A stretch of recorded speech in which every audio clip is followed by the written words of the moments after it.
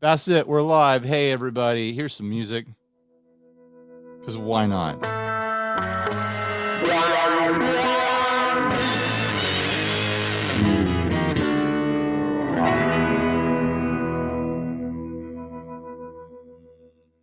It's my birthday. Happy my birthday, everyone. Late night live stream. I haven't done a live stream in a long time. I thought it would be fun just to hang out late at night after my kids go to bed and chat it up, stay up way too late, drink some scotch, and see what happens. I guess if anyone wants to join on, please just wear headphones and turn off your speakers. The link is in the description. I just put a link in the chat as well. Let's see what comments we have here. Happy B-Day from 4. Thank you. Yes, I do like my reverb. You know me well. I wear it on my sleeve. Nat She says, happy birthday. I've just been watching the videos of the Epiphone SL mods from years ago. Cool. They're old videos. Trip down memory lane. Jason Welch is here. Put on your party pants and let's get this shindig started. Are these party pants? I don't know. Those are my cutoffs. They've got some party in them, I guess. Jason West says, happy birthday. Happy birthday from Matthew Griffith. Oh, hey, me too from Craig Lucas. Hey, boo hoo from Elad M. Terrestrial flames, and then happy birthdays are coming in. I'll try to keep an eye out for interest. Mediocre birthday wished to me by Basil. Thank you, Basil. Oh, we've got a Fuzzimp. Can I add you to the stream? Is it going to work? Hey, I'll do the thing. 1 sec. Let's flip it. Yeah. Oh, there it is. There. I fixed it. Yeah. Happy birthday, Ryan. Thank you. How are you doing, Justice? I'm good. So I knew this was coming because I saw it on my memories. We did this a year ago exactly, and we kind of touched base, and it was kind of the precursor because you hadn't done a demo for me yet up to that point, but I haven't kept super up to date with everything you've already done today. So did you do like birthday lunch, birthday dinner, birthday breakfast? What was the layout? You want me to go over my whole day? No, just the meals, because that's the good part. Oh, the meals. Yeah. Oh man, I should have. Let me see if I can get some photos here on the computer, because I did make steak for dinner. And it turned out real nice. I'm gonna do a little emergency upload thing here and get all this beautiful steak footage so I can show off my birthday grilling. Hey, let me airdrop to the computer. It's a high stakes game. It's not going to find my computer. Can I text it to myself? It can find your iPhone, but not your computer. Well, I haven't turned on this computer since I went to Sweetwater, and I only used it to upload videos. So this is super riveting stuff. Let's see if I can get this going here. But so it's steak. So what's the thing? It's like you get to that certain age, and all you get into is World War II history and smoked meats or whatever. Right, right. Total dad stuff, I haven't gotten into World War II history, but I think that's that's covered by all the guitar nonsense. That's right. That's so it's like it's special whatever niche interest it is. It's like exactly novelty cooking methods. Oh man. Oh yeah, that was me. I was reverse searing all day. It's not good.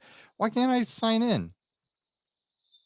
Yeah, no, it's just I knew that you were probably I posted it in that thread thing, and you said, "Oh, after the kids go to bed, I'll be up," and I was like, "Oh, that'll be fun."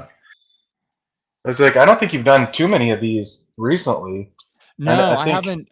I've been super busy, and I haven't been able to do extra stuff. But I've been wanting to do extra stuff, but I haven't had the time. And Steve has been holding down the live thing with his Sunday lives, so that's been cool. Yeah. And usually I'm on the. I have a sound gig, so I'm usually either out the door. I remember I caught a couple when I was on a different schedule, but now I live in Portland, so I have a totally different schedule. But yeah, no, I like it. It's fun. No, it's so how? Wait, I didn't look. How old are you today? I forgot to look it up. I'm 42. Okay. So I'm the Hitchhiker's Guide age now. Ooh, you know what? I'm all distracted by trying to get these photos now.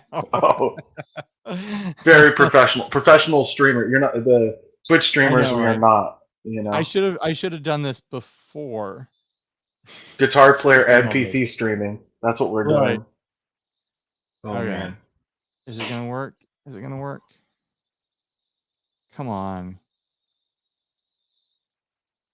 This is important stuff. You guys have to see the meat that I ate today.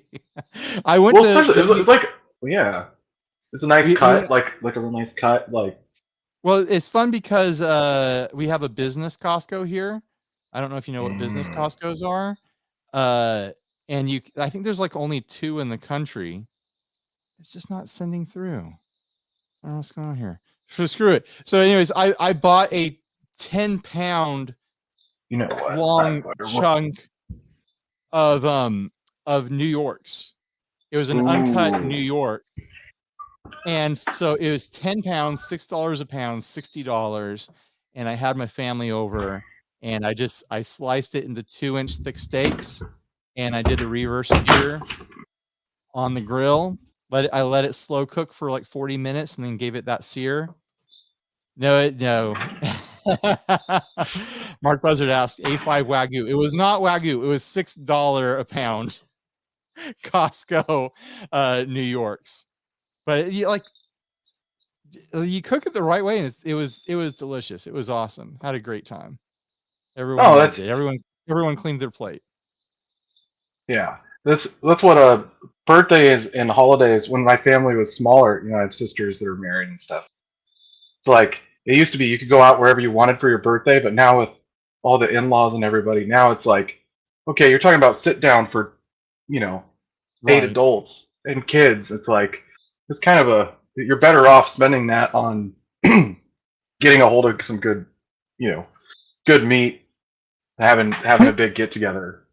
My tradition, like when I was a teen, was crab legs. I would do crab legs for my birthday dinner.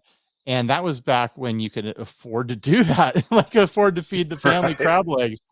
And they're ridiculous now. It's so stupid how much crab legs cost. Like it's just not worth it. So I just focus on getting steaks, I was watching. I was telling my uncle today best food review ever. Sonny, the guy who has the travel eating channel, he went and hunted those rock lobsters in Australia that are like 4 foot long. Like seriously, they're like these lobsters are so huge that the meat I think they can pull like 6-7 pounds of meat from one. And no, they're enormous. It's in the thumbnail on one of his most popular. Yeah. They're just they highly regulated because of where they're at, and they're not over farmed. So it's one of those things. It's like I can't imagine. I would imagine that would be really, really good. But you can only catch 2 a day. Like hand catching them, you dive down and hand catch them. If there's pounds of meat in each one, how many do you need? Yeah, right. Right, but like you can't commercially farm them legally because they're like a protected species there. But it was like watching this whole show. I don't know. There's something about as I get older, the kind of things that I'm into. It's like I don't really care about Marvel movies or like really grabby content. Yeah, I'm so over Marvel movies right now. I'm like not interested. Right. Like I can't imagine them coming out with a movie that I'd be interested in again. Like I'm just over it. Like I don't care about superhero stuff anymore. I'm almost kind of like over like parody superhero stuff. Like The Boys and Invincible and stuff are fun. And like I wish that the Tick had continued, but like I kind of like if it all just ended, we're like, okay, now we can watch something else. Please, can we just watch something else? Oh, for sure. But yeah, no, it's so you've had a good summer. Are you kids back in school? Yeah. kids are back in the school. That is the start of my day. Every day is getting them to school. Well, for every pedal builder, it's an important milestone. It's it's like a week or two after kids are in school and all their supplies are paid for. That's when pedal sales, like gear sales, like start like right. Really big. It's a big milestone. It's like 300% difference in sales sometimes, like week to week. That's crazy. I've been experiencing like a weird like lag in like views and things like that, and affiliate earnings and whatnot. So that's interesting to hear. Maybe it needs to get deeper into school, but this sort of thing happens every year anyways. Every summer.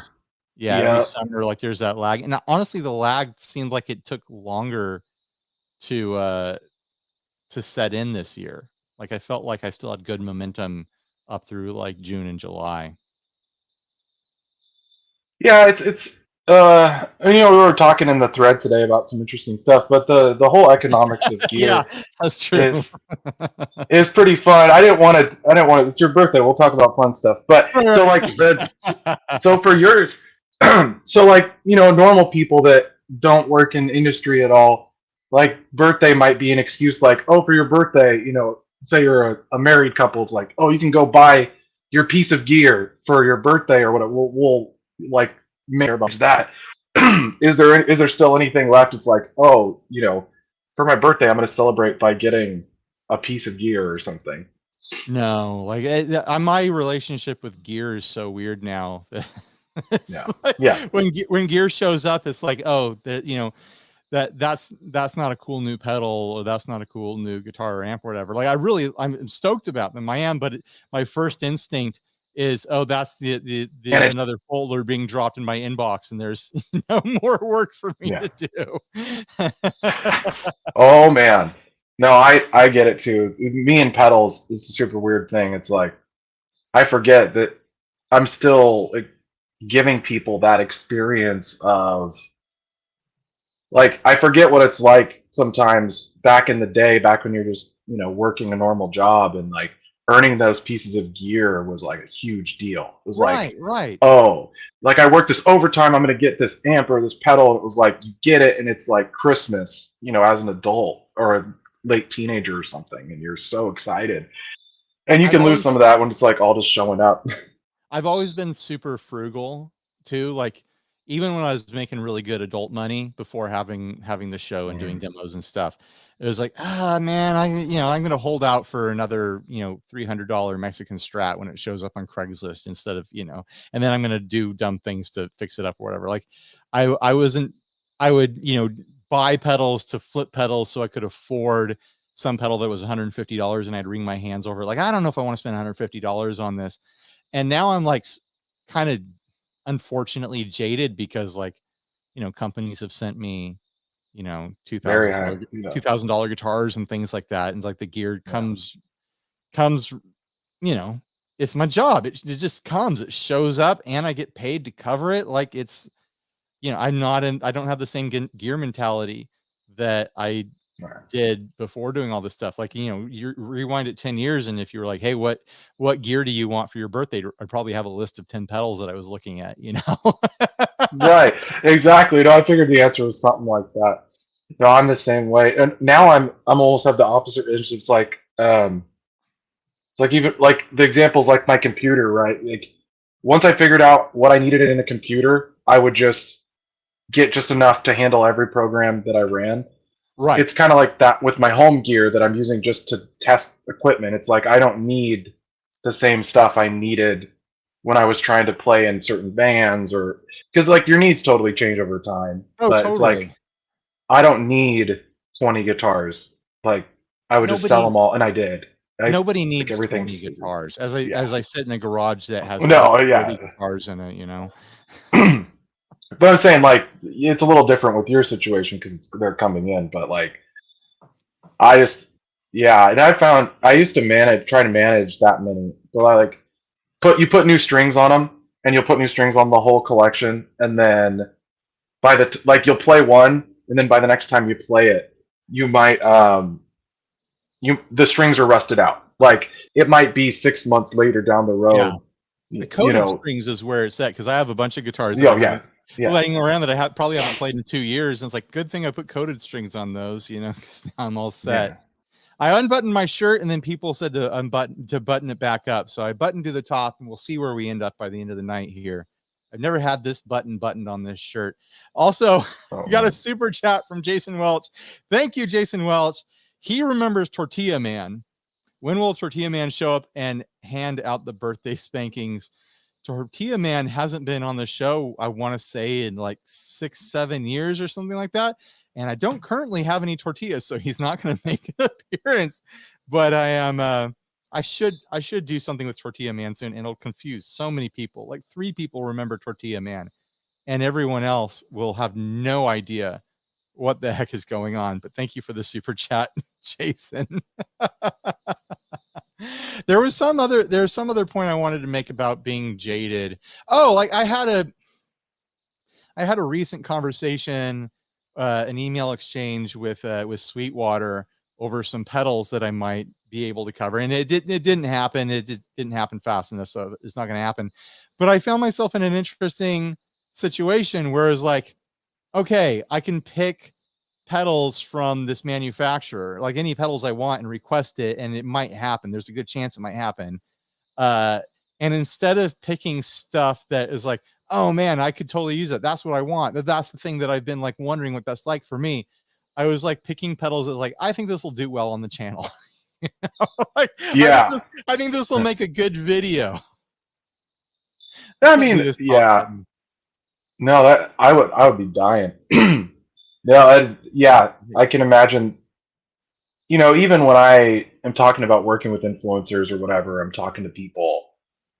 It's like I might like the person more than I want the demo from them. Like that's a thing that I do. Yeah.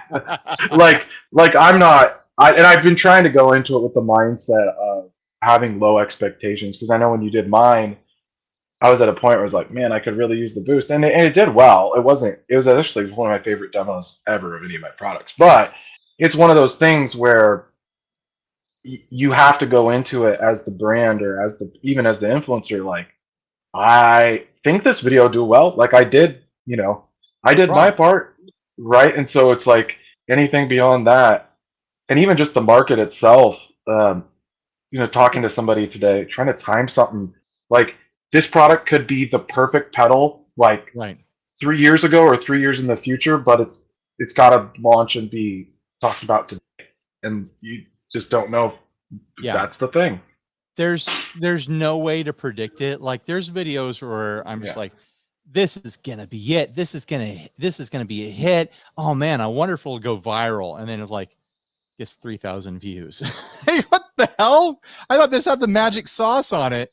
And then that is some random product that I didn't know everyone would be interested in. And like, oh my gosh, this thing got 20, 30,000 views on it. And it's like, I get comments every day on this video. I had no idea anyone would be interested in this. And it's already been out for 3 months. And I just happened to cover it again. And like, it seems so random. It's just like the algorithm gives and the algorithm takes. And like, I did a demo for a company, and they were all stoked, and it was like I did a video for them, and the video published, and like 3 days later, my contact over there was actually the owner of the company, was like, hey, quick question, how come some of your videos get like 5,000 views and some of them get 50,000 views?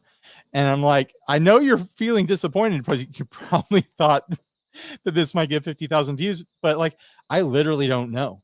I literally have no idea, because I do the same stuff in every single thing that I do.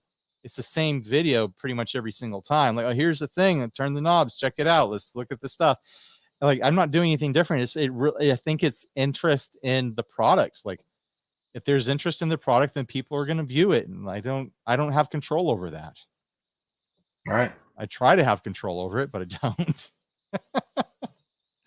Like people care, they don't. But also, like, another thing to like for the builders to keep in mind, and the brands and the marketing reps and stuff like that, like the views out of the gate, they're fun. It's exciting when something blows up, But I think the real goal for demos should always be to have a searchable, what's the word I'm looking for? Resource. Like people, Right. when people encounter the product somewhere through marketing, or they see it in a storefront somewhere, or they see it on Reverb, wherever, the first thing they're gonna do is they're gonna search for it on YouTube, because that's where the demos are. No. And Oh yeah. in that moment, in that mode where they are in, am I gonna buy it or not buy it frame of mind. And it kind of like the first 20,000 people that watch because it's a new video on a Thursday or whatever, how many of them are actually going to buy something, or how many of them are just viewers of the channel? It's the searches that really is where the payoff is most of the time. Every now and then something just hits and everyone wants to buy it. Yeah. But that's pretty rare. Yeah, even when I was because I did a little bit of demo work for small builders before I built, and it's like I had these videos and the value was totally in for these guys. Is like, well, this is the only demo of this pedal on YouTube. So right, as a website resource or an embedded video, like my video might have only had 300 views, but they'll tell me, oh, I got 20 sales of that. It's like, right. Like It's that's not, a huge amount of money for a small builder, and it has nothing to do with the viewership or that if it went viral or not. It's because they didn't have a resource demonstrating it. And then they did. And then if 50 people come to the website because they're curious about it, and now they can listen to a sample and it confirms to them that it does what they suspected it would do, they're already primed to buy it because they're there. Right. So yeah, this is how, this is the marketing stuff. We're having a big marketing conversation. Yeah, I didn't want to talk about too. There's like stuff I was thinking that we talk about that might be interesting to the people, and maybe anybody who was like me, that is like, I was a fan of the stuff, and trying to, like, I waited a long time before I hit you up on actually doing demos, because I was trying to time it where it made sense for me and for you, because you were also on a big trajectory. Even since I've known you, I think you were probably at, I don't know, 30,000 subs when I started following you, maybe less. Yeah. It's something like that. Like it's been a grind though. Like this is not a channel that blew up overnight at any point. It's just been like, all right, I'm just grinding and getting another 1,500 subs a month for 10 years until, I finally hit 100K and now I have a plaque or whatever. It's, yeah, I don't know where I was going with that, but yeah, it's interesting. No, it's just watching the growth over time is fun. It's like like it's birthdays. We're celebrating a little bit of milestone. I don't know. I used to be, when I was younger, especially when I turned 30, I think was like the last big birthday, and then after that, it's like, oh, this is fun. But you watch that growth over time, because even a year ago, things were in a totally different place than they are now. Right. And where I was at, and experience-wise and everything, it's like, oh, I'm learning a lot. And I don't know, it's kind of fun to reflect. One thing I was going to ask, do you have any big trips planned for like February-ish? Because that's usually when we take our breaks after the holiday madness. Well, here's the thing. All the builders have their holiday madness, and then they're all prepping for NAMM in January. Post NAMM is where things get crazy for me, because everyone just teased all sorts of products, or they already contacted me through December and they're like, oh, I need this to launch week before NAMM. It's like, I usually get flooded with work in that, like, kind of like New Year's, late winter, early spring kind of range. And I've been doing a thing that I'm sure a lot of builders are grumpy about, but I've been raising my rates like a little bit a month for like the past year, just to try to figure out what my value was. But I'm like, the original thought that I had with it was like, oh man, I keep hitting these like rush seasons where it's like everyone needs that there's like this 3 demo a week demand that I can't meet. And I could turn people away, or I could just kind of naturally like filter it by raising rates, and just, if people can't afford it, they can't afford it. And then I find out what my value is. Sure. So that's what I've been doing. And it's like, I've almost doubled in a year, which is kind of crazy, which has bought me free time that I haven't had in a long time. It's bought me the ability to be a little bit more relaxed, which is nice, and take my time with videos, which is nice, because I was having to like really crank them out to make a living, sort of thing. And now it doesn't feel as urgent, which is nice. But then on the other side of it, I do have to keep content going for the channel to stay healthy and things like that. But I'm looking at it as like, it's subsidizing me to have the ability to do little fun videos that I want to do, like unpaid stuff, quirky stuff on the side. My goal is to do like one paid demo a week, and then have do another demo that's just like a fun demo, or something I need to catch up on, or something that a friend gave to me, or something like that. And then do one podcast episode a week. So that's been my business plan for like the past year. Sean McCartney says, I watch your demos because I never feel like I'm supposed to buy the thing when the video is over. Don't tell the builders. I just feel like I learned what a new thing does. Yeah. It's way better. Honestly, like, my goal for the audience, as far as the audience is interacting with me, right, is to like, literally, I think the core part of my job is to just confirm that a thing exists and passes signal and functions as advertised. You know, I'm just there to confirm that it exists. Whether you want it or not has almost everything to do with the perspective of the person watching. And I honestly hope a lot of the time, like when I'm showing stuff off, that people will realize like, oh, that's not for me. Because it doesn't help anyone if someone buys something not getting a good impression of what it is, and then they get it and then they return it, you know, or they're grumpy about it or something like that. That doesn't help anyone. That's bad marketing for everyone in the long run. The retailers hate getting returns. I'm sure builders hate getting returns, and just the emails involved and shipping and everything like that.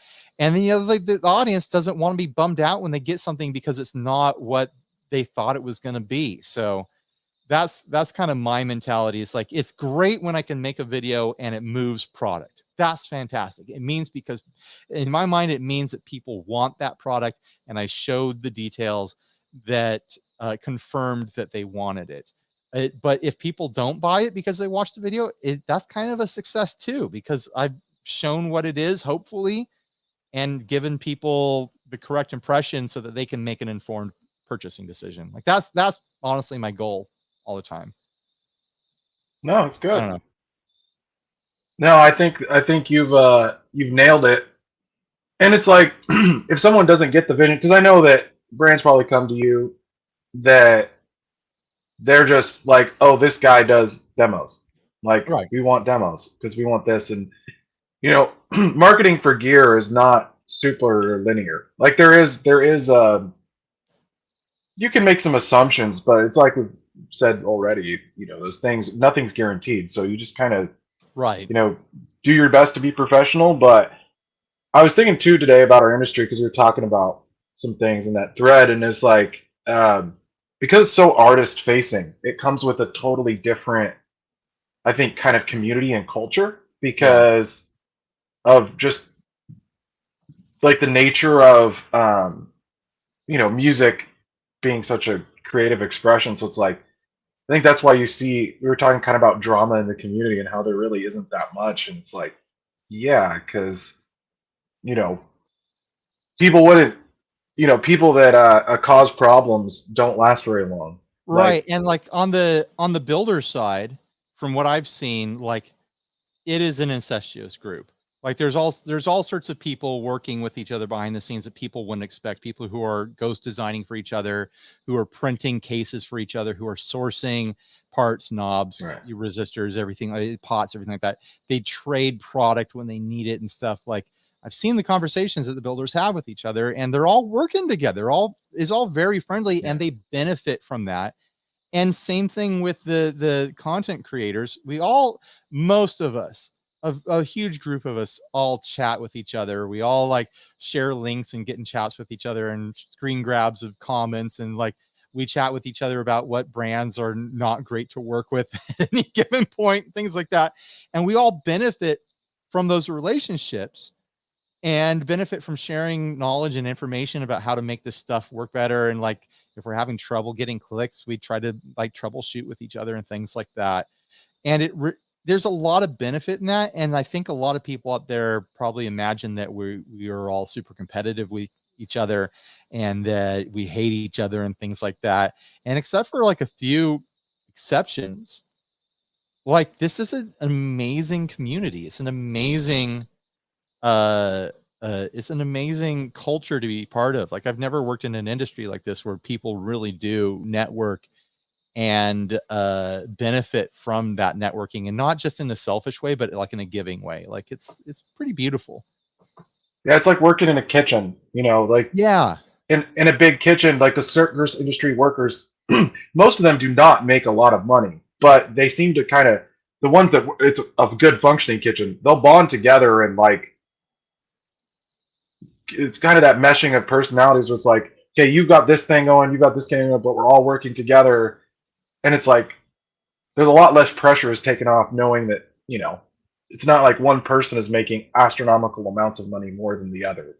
So Right. that's kind of where it gets weird. I would assume in other kinds of industries where it is hyper competitive, where you're fighting over, Right. You're fighting for clients and things like that. And just like tech companies, I'm sure, or yeah. something, Or like where it's like ad agencies and stuff. And like there's really no reason for backbiting and like hyper competitiveness on the behind the scenes business side of it. Like, I've seen brands get touchy about trade dress and things like that, and copyrights and whatnot, and who's going to use what term on their product or whatever.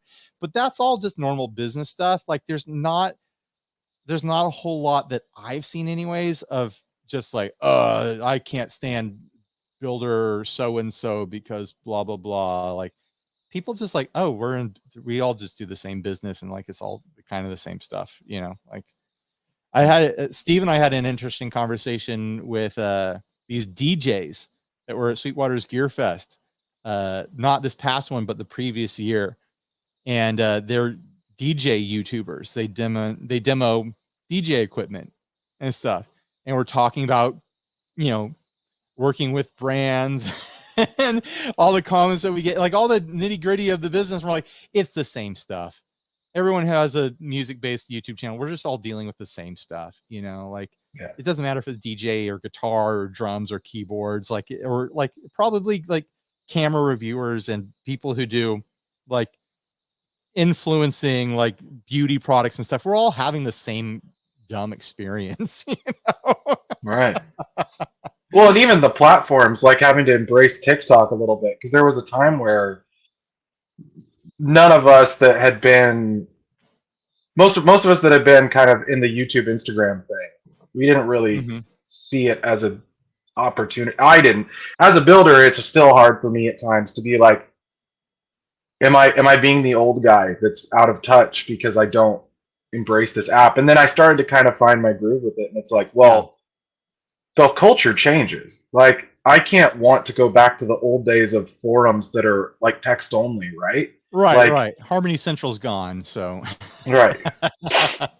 Dude, those old forums back in the day, that was the thing. It's like I'd spend the evening just sitting at a computer and you're chilling on a forum. I guess Discord is pretty similar to that, but it's like, yeah, but you can do it all on your phone now, so it's like you can have a life outside of these forums. Because I did the same thing, just sitting on forums. Oh yeah.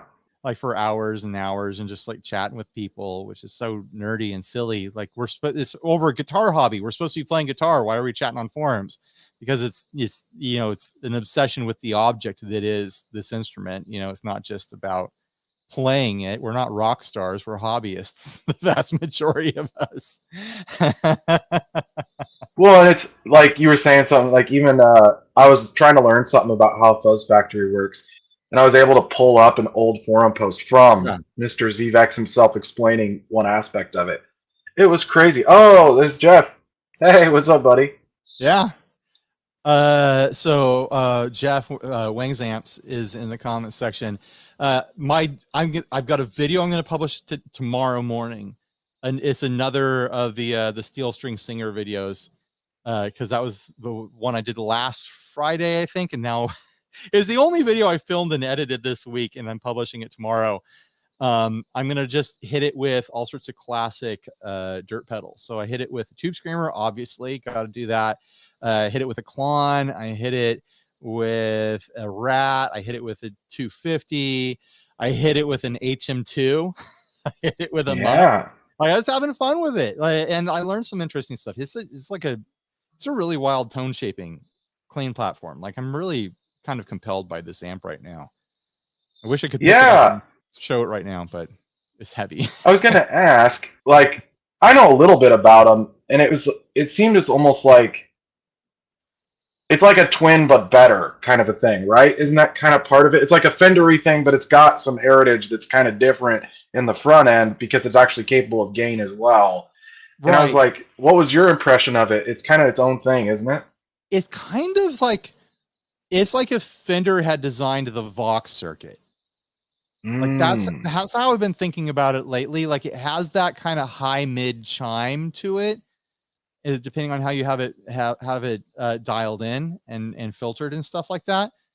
But it's got that great big loud clean headroomy thing that you get with a Fender amp. So it's like if Vox made a Fender, or if Fender made a Vox. Like, it's somewhere in between right there, which is kind of compelling. But man, it's heavy. It's like the actual weight, because it's all the transformers. It's a 60-pound amp head. I don't have anything that weighs that much right now. Oh man. I don't know what Ranzier is commenting on. Beg to differ, Ryan. Anyone who regularly goes on stage in a dino skeleton costume and plays drippy guitar is a rock star. Okay, I am a rock star. All right, now, like, that's all. Like, anyone can be a rock star. Anyone can feel like a rock star. But I'm strictly local band talent. Everything I do has been self-produced and self-recorded, and I'm never going to be on the radio or anything like that. It's kind of fun to embrace where you're feeling a lot more comfortable. I think I found, like, being a sound guy, being like more guitar tech, like, or being a rhythm guitar player. Like, I tried to be the lead guitar player, I tried to be a solo artist, and like, I was able to do those things, but it never really felt like the thing. Mm-hmm. So finding, pedal building and kind of being I'm like a tool maker or something. Like, it's a more auxiliary role, but it's to back up the people that are really going for it, for those things. It's like, right.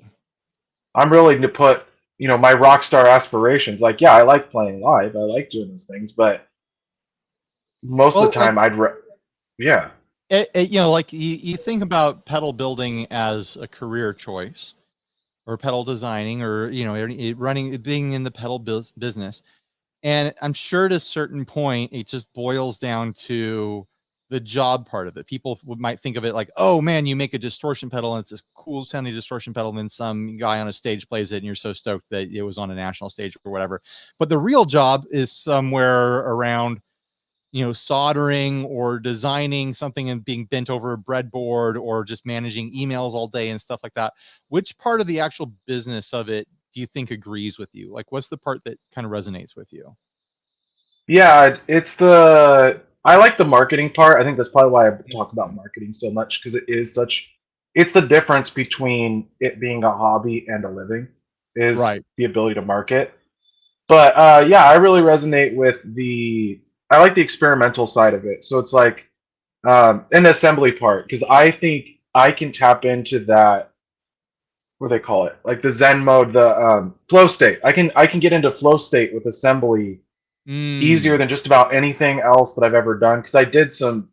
So you just kind of resonate with that part of the business. You're like, you sit down, you build pedals, and like, oh, I can just do this. Like, this is just natural for me, sort of thing. Like, it feels fine to do this, and I can do this all day, and it's not a big deal for me. Where some people would probably be like, go nuts doing that. And for me, like, I didn't get hooked on doing demos and doing videos because I liked the attention, or liked getting views, because you don't get the views for years starting out. Like, it's a real slow grind to get started. So that's not the thing that excited me about it and made me want to do it. I just, like, I did, like, a couple videos just to test it out, and I fell in love with the process. I fell in love with, like, I like shooting video and then editing the video, and it's like it's that flow state thing. Like, I can just shoot and edit videos and it feels good, ranging to fine, ranging to it's hot, I don't want to do it today. You know? Yeah. But like on a normal day, like it feels good to me and it feels productive to me, and I don't feel burdened with doing this style of work. And I think that's really the reason why people can do anything. You know, you find something where like, oh, I can do this. And I'm fine with it. I'm happy with it. It doesn't ruin my life. I don't feel sick or angry that I'm doing this. Like, 'cause I've had all sorts of jobs where it's like you get a year or two into doing it and you're like, oh yeah, why do I feel sick waking up in the morning and knowing that I have to go do this thing again? And you just feel miserable all day. And then as soon as you clock out, like that flu's gone. You're like, oh, I feel like myself again. It's like, oh, you're miserable. You hate your job. You shouldn't do it anymore. And I wish I could go back in time and tell myself to quit, you know, various jobs. Go find something else. There's things that you can do that won't, you know, like drag your soul out of you. Right. Because you can what is it? There's something. It's like you can do any job for 2 years. Like it's probably a little long Right, for right. that, but like after a certain point, you're gonna have to, you know, like it. Like you're really gonna have to be engaged, or you're just gonna tune out. And I kept running into that. I moved around at this big company for a while, and there was a few things I resonated with, and that's why I brought up the assembly part. But it's kind of everything combined. But no, it's as we get older as adults, I think it's also our tolerance for nonsense just goes Right. way down. Like you just will be like, nah, I don't care. I will take less money to not have to deal with hating my life. Right, totally. And I've made those decisions to be doing this stuff. You know, like Yeah. there's other work I could be doing right now that would definitely pay me more for less work, but I don't enjoy doing it. And so it would feel more soul sucking, where like this feels really sustainable to me. Like as far as like my interest in it, my patience for it, my enjoyment in doing it.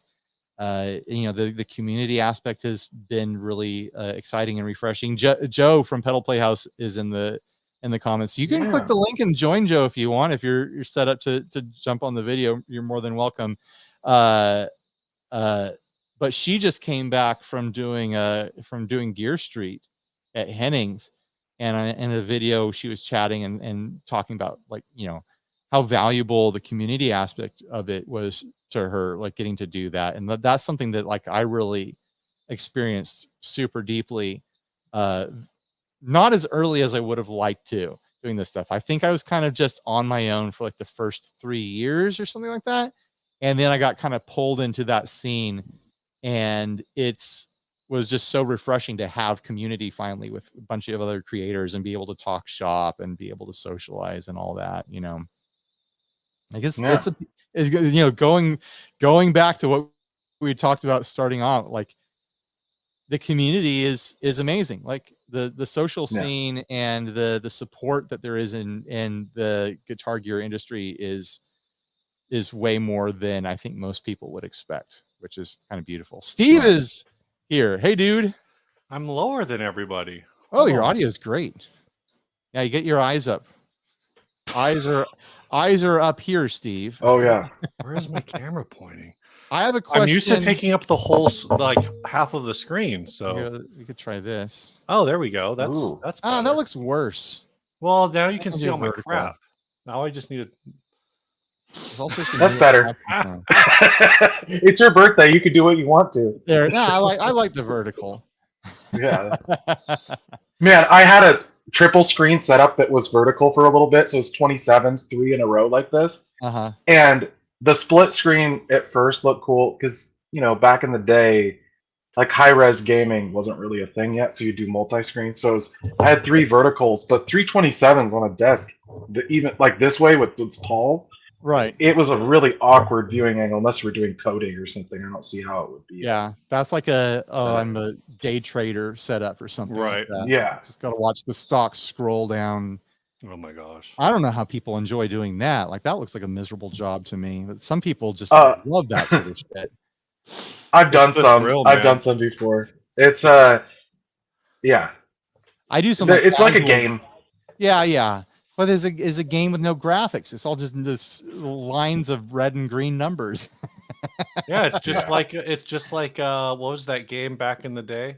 It's one of those like old school. It's like Pong. You're just watching lines go up and down.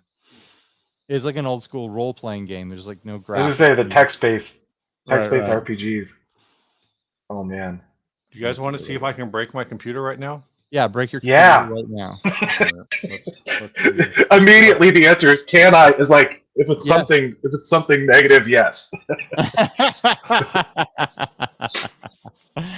Can I break the internet today? Here's the question for the audience right now. I'm going to pour myself a little bit more. I have options here because I have this. I have had this for a while, but my wife just gave me this. So what should I pour next? This was a birthday gift. Lagavulin? That's the Ron Swanson one, isn't it? Is it the Lagavulin? Isn't that where he goes in the one episode? I have no idea how to pronounce either of these scotches. Laferrari and Lagavulin.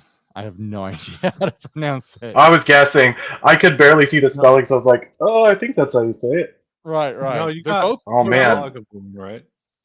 Lagavulin. Is that how you say it? It's the 16 year. Lagavulin. No. Steve is fluent in all sorts of languages. And then how do you pronounce this? That one I don't know. It might be Laffrig. Laffrig. Oh my gosh. But I don't know that one for sure. Let's see what we can find out. Did that kill my Well, they're camera? Scotch, isn't it? From Welsh or something? It's the other white people. They say stuff real weird. Adam Slater says I should do 50-50. Is that the Slater's 50-50 everyone's always talking about? Apparently it's Lafroig. This person says Lundgren. That's Evans. That's Evans' name. I know that guy. But yeah, it's no, the Scotch thing. I didn't know you were into Scotch. That's I just like hard liquor. Yeah, I was gonna say. Well, I can't knock that. I like hard liquor that has flavor. Like I don't care about vodka. Every now and then a gin is fine, but I like tequilas. I like various whiskeys. You know, things like that. Yeah. So I had Pappy once, and it was worth it. It was worth it. $100 a shot. Pappy Van Winkle 25. Yeah. That was back before it really exploded. I forget what it was, but when I went to the Philippines with Henning's crew back in February, it was the first night in the hotel, and Colin was there, and it was somebody's birthday. I forget whose birthday it was, but Colin was like, "I'm gonna go get birthday shots from the bar," and I was like, "You know what? I'll get them." And I was like, "What should I get?" And he like pointed at the bottle, and I was like, "Okay, that's what we're gonna get. We're in the Philippines. Everything has been really cheap so far. For 4 drinks, it ended up being $200." Yep. Whoa. Some of those high-end bourbons are expensive.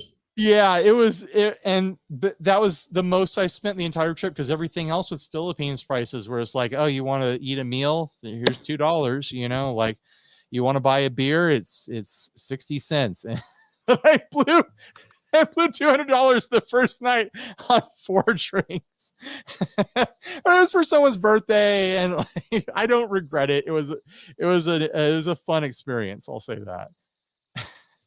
And it could be the importing of certain stuff to there probably adds to the cost if it was like exclusively shipped in like across the world just for that bar to sell for tourists.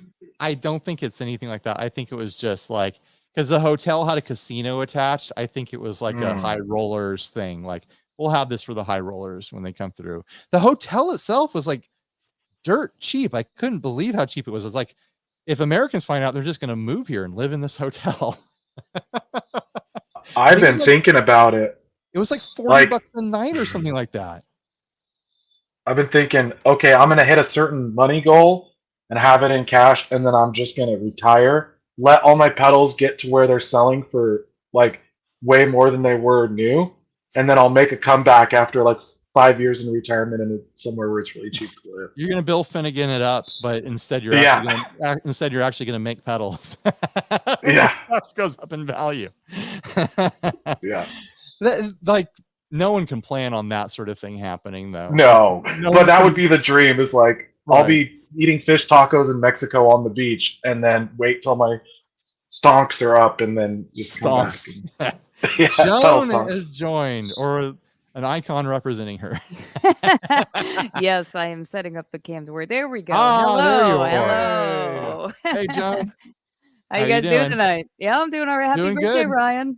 Thank you. Just hanging out, drinking expensive scotch. Well, more expensive than I'm used to having, but that's lovely. Yeah, no, I heard you were talking about Colin, and I was like, since I just basically met him for the first time, I love Colin. Isn't Colin the best? I love Colin so much. Like he's a ray of Scottish sunshine, you know? Yeah, he is. And he had a whiskey that was there. I think it was Jorah, and it was the sound that he was sharing with us in like a little flask, like periodically. So like when I was coming back, I went through the duty free stuff, and I was looking around, and I was like, oh, that's what he had. Okay, memories. I'm taking that home.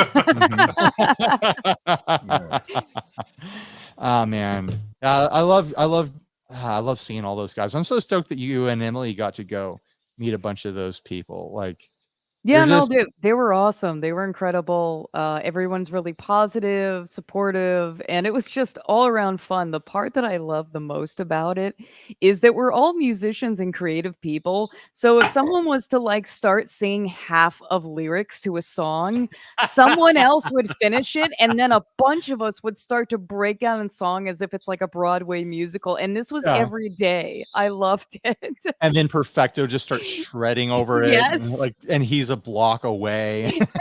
Walking down the street with an acoustic guitar. Oh, I heard you guys needed me. We really it's tough to capture what it's like. And we all focus on getting our demo videos so when we get home, we have stuff to publish. There really just needs to be a reality show format going on where there's someone can capture what's going on at these things, because just like the social aspect of it is so incredible. And it's the reason why so many of us keep going back to these things, even though it costs us an incredible amount of time and money. Yeah, I mean, I tried to film some vlog stuff while I was there and capture kind of the silly stuff that went on. But yeah, I do think it's its own kind of reality situation that should be recorded. It's hard because once it happens, it's over and you can't. Yeah, it goes by too fast. Yeah. Yeah, and that whole crowd, they're not the let's theatrically recreate stuff for YouTube crowd. They're the laugh at watching someone fall over and then drink about it later crowd, you know? Yes, that seems exactly about right. Yeah. There was a lot of drinking about it later, wasn't there? Sean McCartney wants to know, is Perfecto the star of the group? I feel like he is. I feel like that's fair.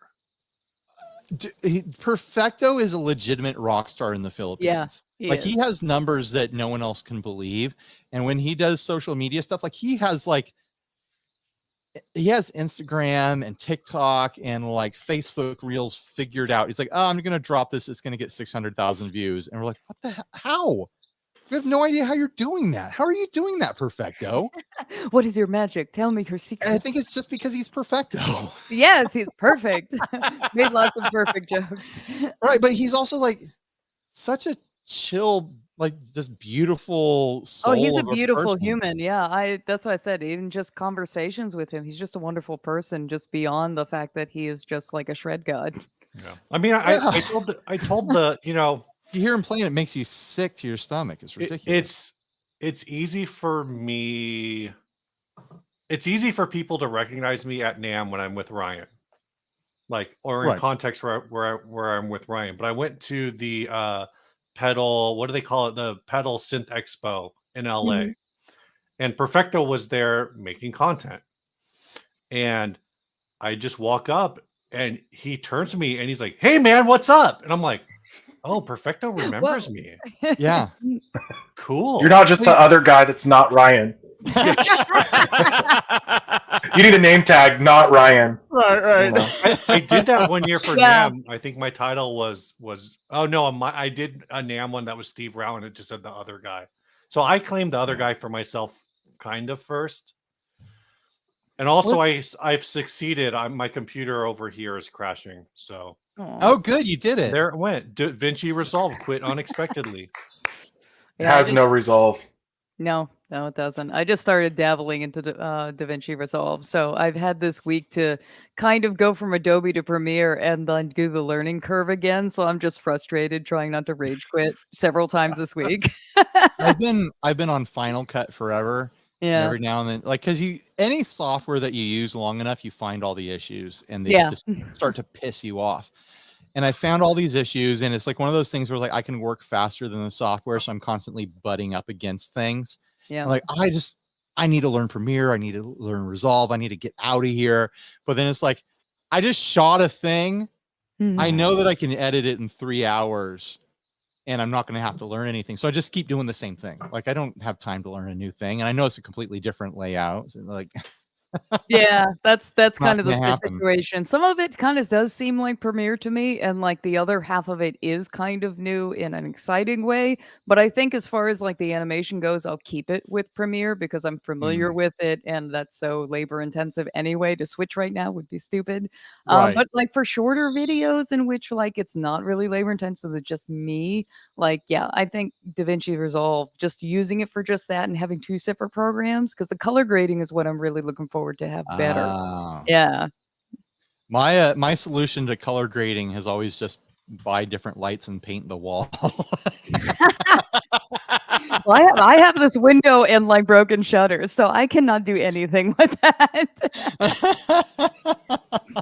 You could dress up a window to do something fun. You usually are running all sorts of colorful lights. Yeah, that's actually what I returned to recently because I switched to a new camera because I used it when I was in Germany. It's was it Sony ZV-1 Mark II. Before that, I was using the Brio, which I stopped using the color lights behind me because when I was using that, it couldn't pick up the color in the background because originally I used to do that. So then in what I filmed tonight, which was one of the videos that I hope to come out soon, I was able to splash some light behind me again. I'm like, oh, I missed that because like I like usually colors. Yeah, I love anything with kind of like purples, blues, like something at least to have some splash of color back there. And it's like, yes, I'm back. And it's branding too. Like if that's your look, you can vary it, but like you should keep that because like that's what I remember in my head from your videos is the color wash behind of like pinks and purples and golds and stuff like that. Like I think we're going back to it. Don't worry, it's coming back. And then now you're running a Sony, and those things can see in the dark, so you can get creative with. Hopefully, it doesn't have X-ray vision. I'll be in trouble. Right. My buddy ran Sony for commercial videos, and he would send me a photo from his phone. He's like, oh, here's what I'm shooting tonight, and it's some like I can kind of see there's a street light maybe or like the moon, I think, and it's just dark, and like, oh, here's a screenshot from the Sony, and it looks like it looks like there's a professional lighting crew out there. Oh my god! Because you can just shoot black and then pull images out of it. Apparently, it's magic. I don't need to do that, so I don't need to buy new cameras. But it's pretty impressive what you can do with the Sony stuff these days. Everyone in the audience is riveted by this camera talk. I was like, I got to the iPhone stage, and that was like iPhone with studio audio and editing. That's all I got. You know what? Like, nope. Honestly, like the cameras in these things are awesome. They're great. I wish if I was a product designer at Apple, I'd be like, let's just take this screen and take this bank of cameras right here and just put it in the middle for creators. Maybe it could be top middle or something like that, or like it's sticking out of the top or whatever. It has a little flip up thing, but just make a dedicated camera that I can shoot 4K and have a monitor, because it's a decent sized monitor when you're looking at it. Watch yourself shooting, just shoot straight to the device and then airdrop it to your thing or whatever. But like shooting from the front camera is always like lower quality. But then this side is really great. Like it would be such a great tool for creators to just have this, but with these lenses on the front. Oh, yeah. Okay. For a second, I was like, okay. 4 of them. I would buy 4 of them. Oh, that would be great. Yeah, to That's have all I would multiple use. cams. Yeah, I would love that. They just autofocus or have some sort of little issue like settings or something like that for different looks. But like there'd be an app for that. Yeah, I like, and they're just great to edit, and it's like great quality from the cameras these days. So that's the end of my rant. Yeah, I was gonna say that's the product. Get somebody with money to get behind that. That would do well. The problem it's like a reverse. It would only be popular amongst content creators. That's not enough product for someone like Apple to actually make something, because they're trying to sell to everyone on the planet. They're not trying to sell to a fraction of a % of an industry. Just tell them it's for pro TikToking. I was gonna say it might not be enough for Apple, but there might be enough for like someone like GoPro. Yeah. I have a grumpy relationship with GoPro. I've bought like 4 of them, and it's like the honeymoon wears off in like 2 weeks, and like I guess I'm never using this again. when I first started my channel, I used them. I got a question for you. What's your question? Are you gonna make a Sweetwater wall of amps video again for this year? You mean I'm gonna edit it? Yeah. What we shot? I probably should. Why? Okay.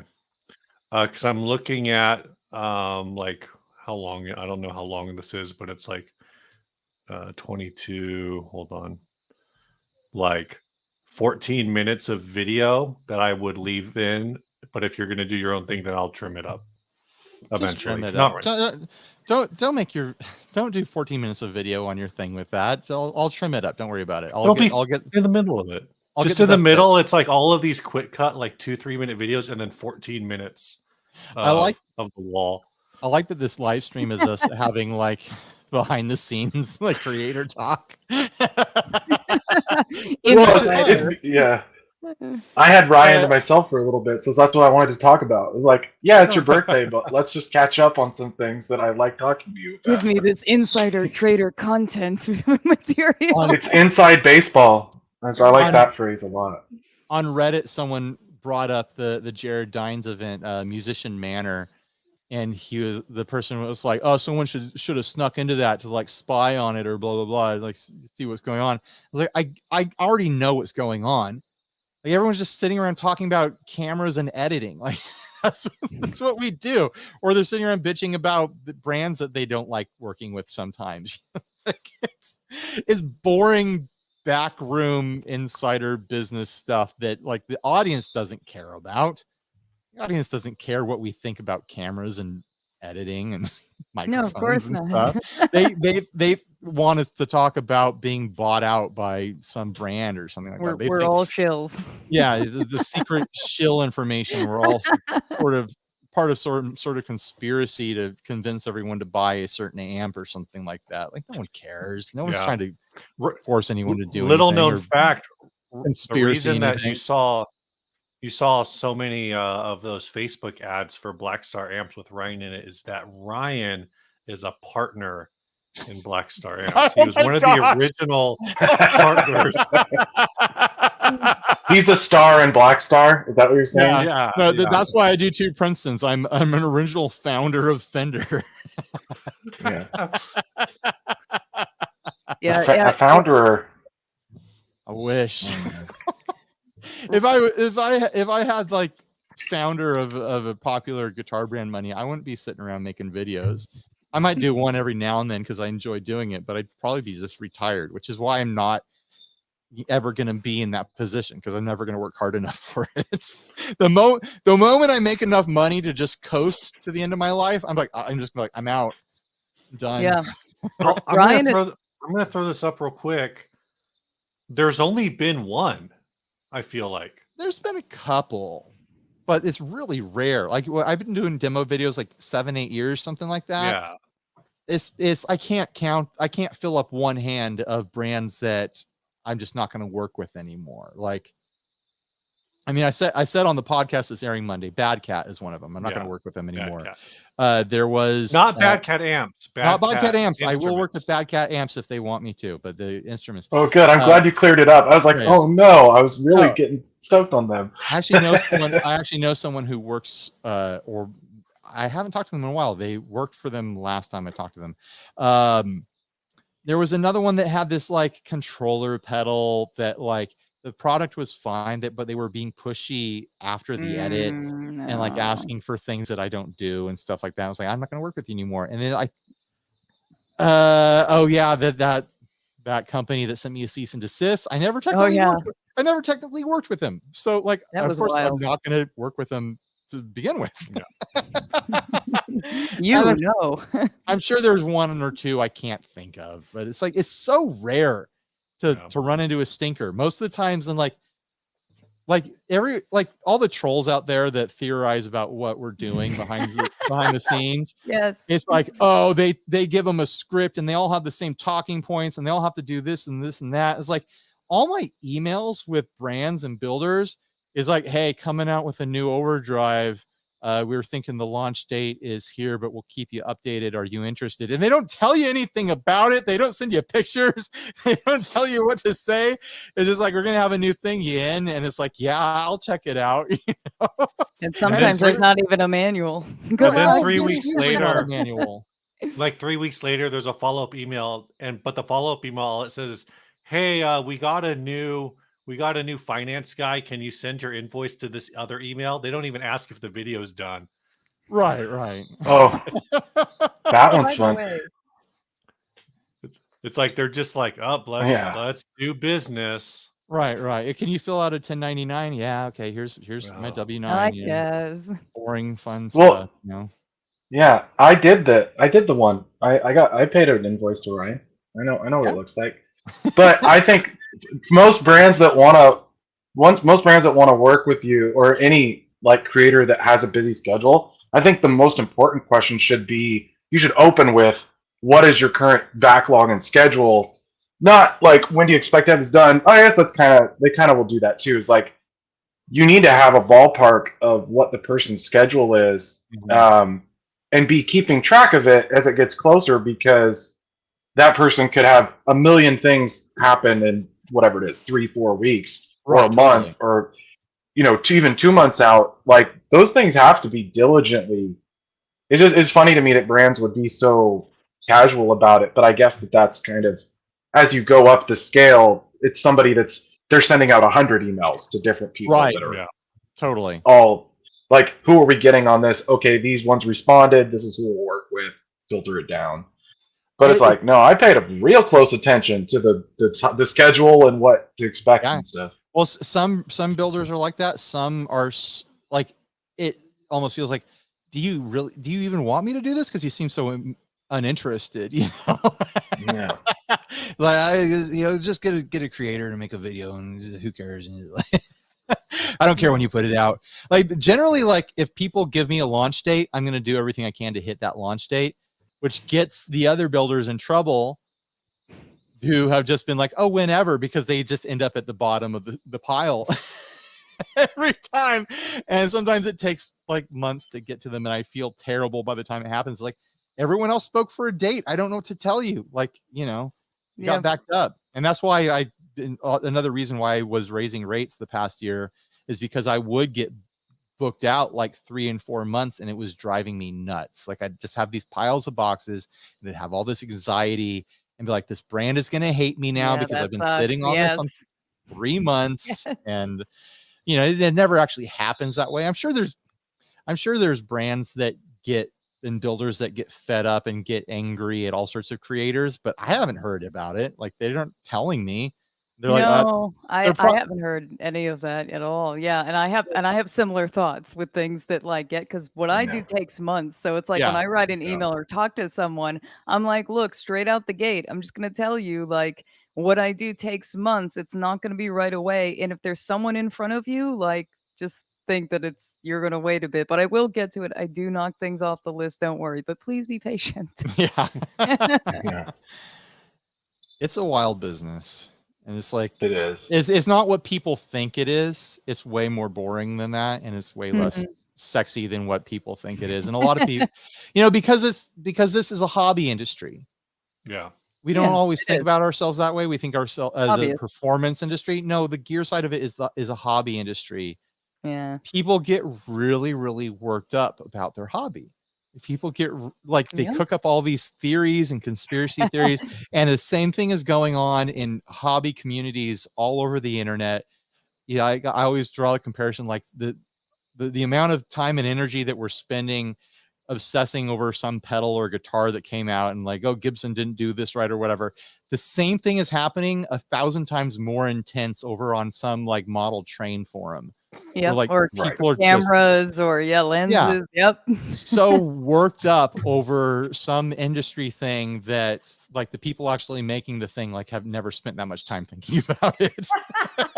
Oh man, so you just reminded me. I was watching all this retro gaming content on YouTube. So like 64 games and like the collecting side of it, and guys who have now made careers out of retro. I have two recently, so yes, I relate. Like cartridge games being retro, right? Or even disc games, but the reselling part of it. So it went from okay, we're building collections to now we're professional resellers. So you're seeking out things to resell. And I was like, look at these are 35-year-old grown-ass people. Look at how nerdy they are. And I was like,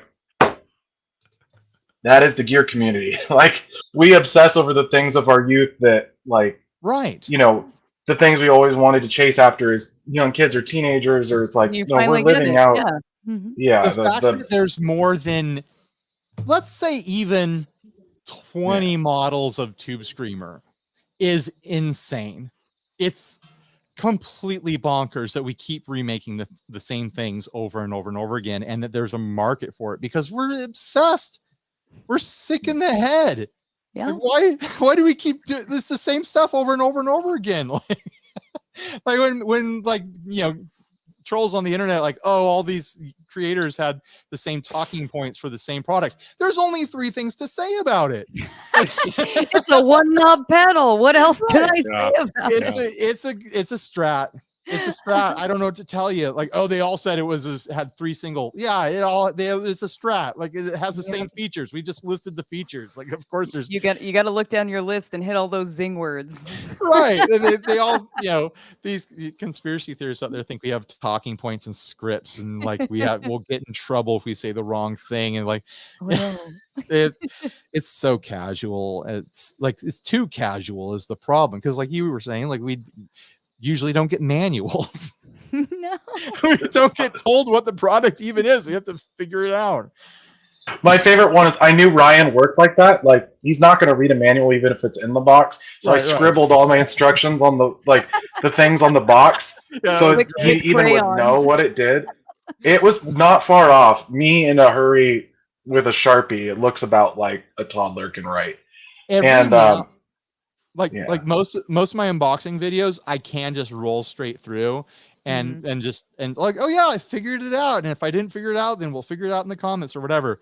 But every now and then I go, oh crap, I've got to rebox this and unbox it again. Oh no. Because like I completely misinterpreted what was going on here.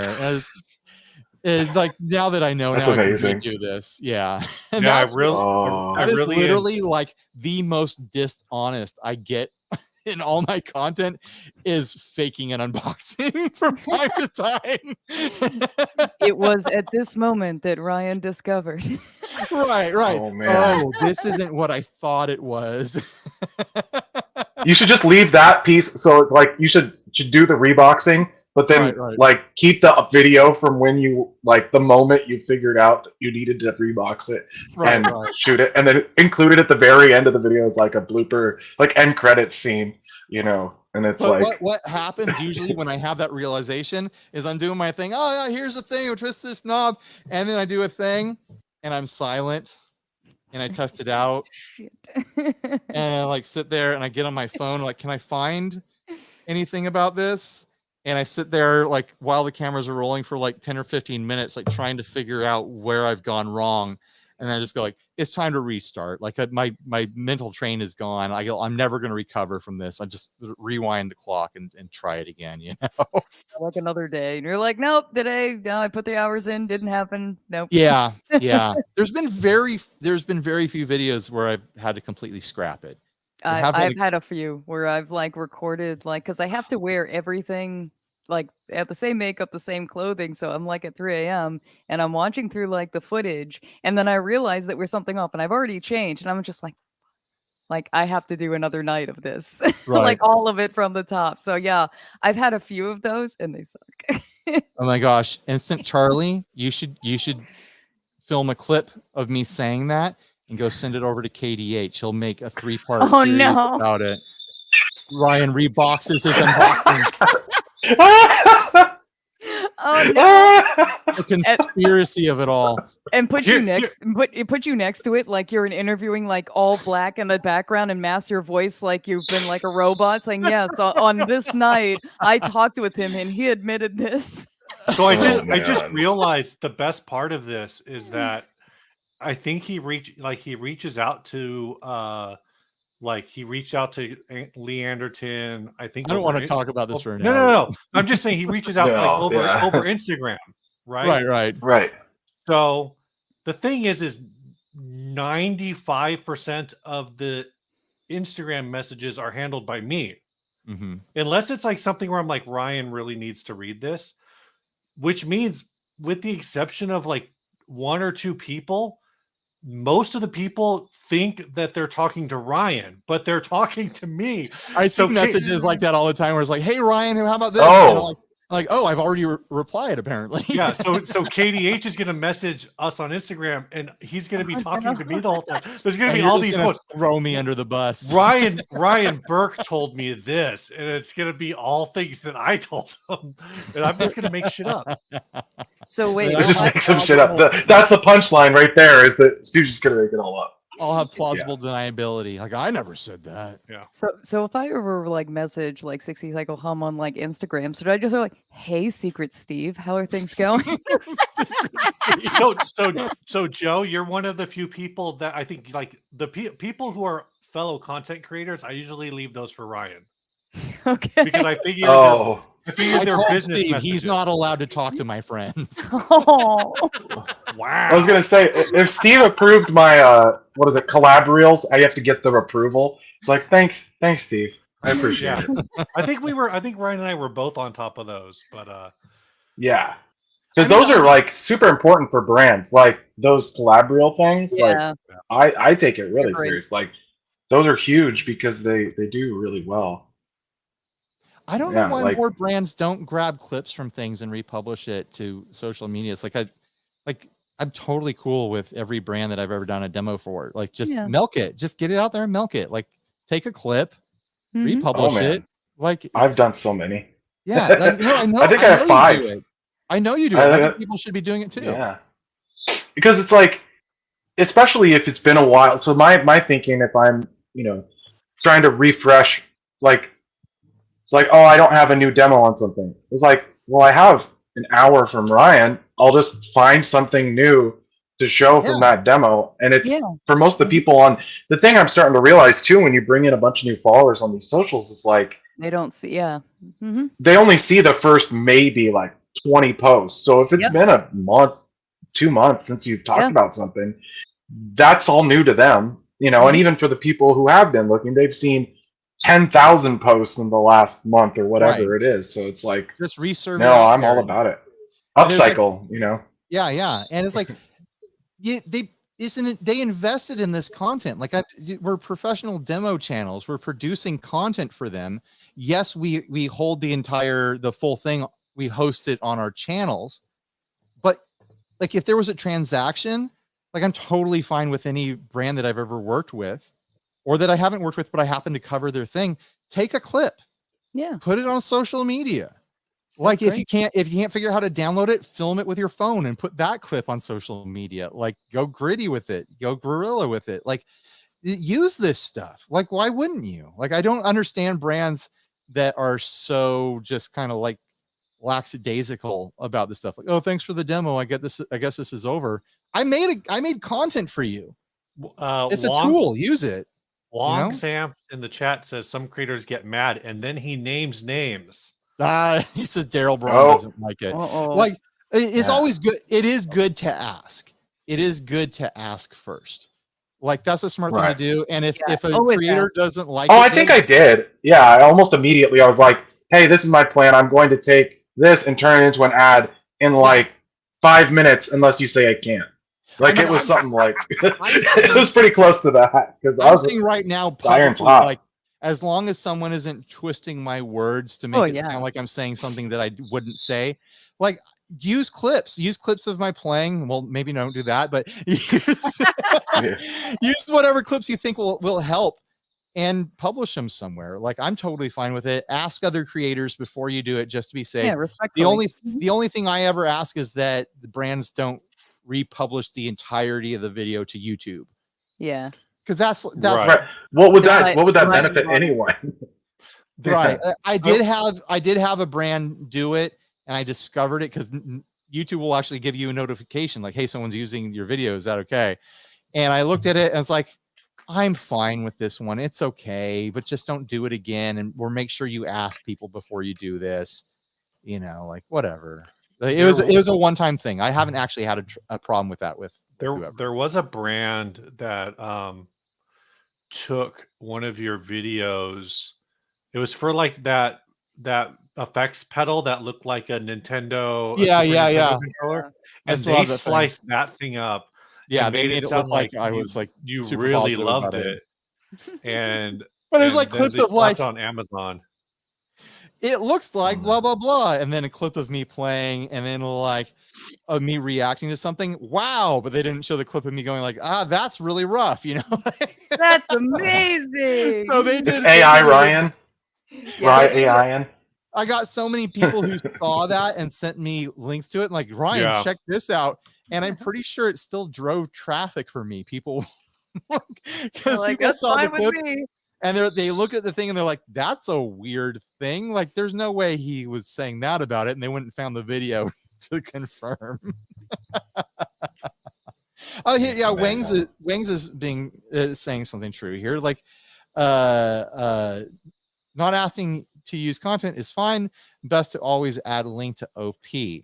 Yeah, like, include links, include tags, like, make sure they know about it.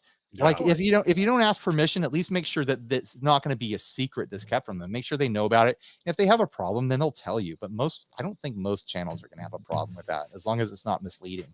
Yeah. You know what we were talking about in the thread today that I was trying to explain to people? Exploding boba pearls. Like, so like you have boba tea, right?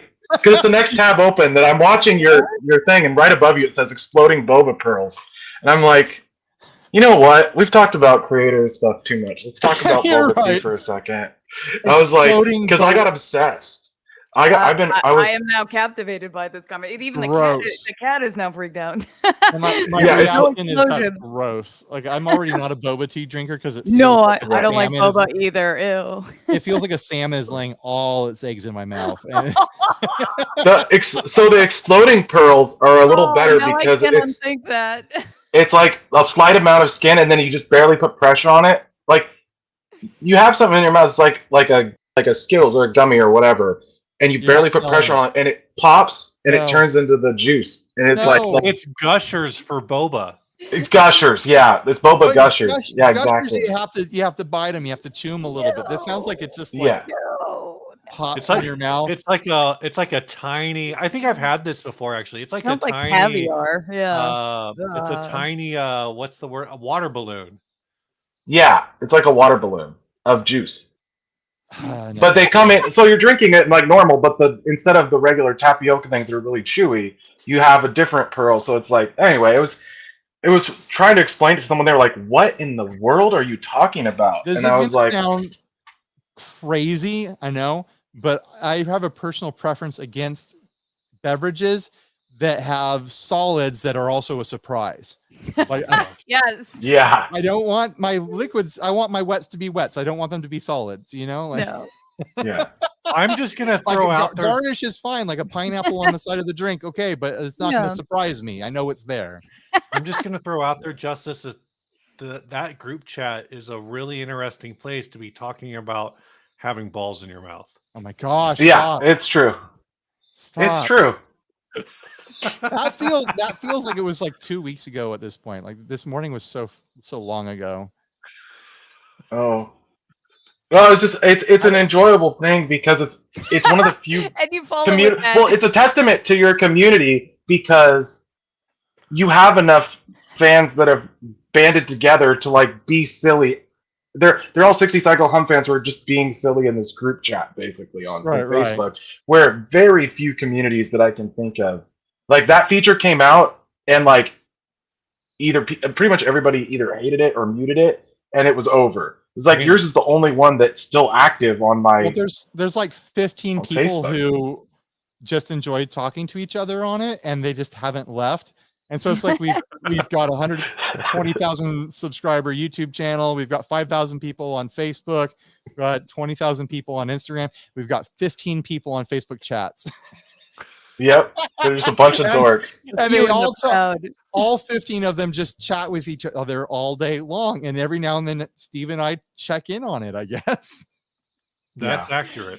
It is a micro community that is like a little barnacle on our little media empire. It's kind of beautiful. Yeah, they're not like the audience. Well, it's like the pedal industry, like the pedal group chats or whatever it is, the creator thing we were talking about earlier. It's like that's what it is. It's just people like we have this shared, very specific niche interest. Yeah. It's like if you ever went to like a house party or dinner party with people that aren't industry or like back, I used to have a really hard time with it, even though I was just a musician. Like all I knew about was gear and music. So I go meet people that are into, I don't know, boring stuff. And then they're you're trying to relate to these people as like, I've spent 60 hours this week talking about and thinking about gear. I don't, how you want it, what? Like, or, yeah, the experience of that is, it's also like if you have something exciting that happens to you that is industry related, trying to explain that to like a friend or a family member that is outside of that interest, it's just a lost cause. Like it could be the most exciting thing in the world, and it's like there's no way to make them care. Like it's not gonna happen. So don't try. You know? I try to. It's so hard for me to explain it too, because it's just like I don't even know how to go into it. It was like I play with effects pedals. I cartoons, I make them talk, I give them voices, and I'm a woman that doesn't have kids. so it's just like it's an awkward conversation with like other people. It's like, that's nice.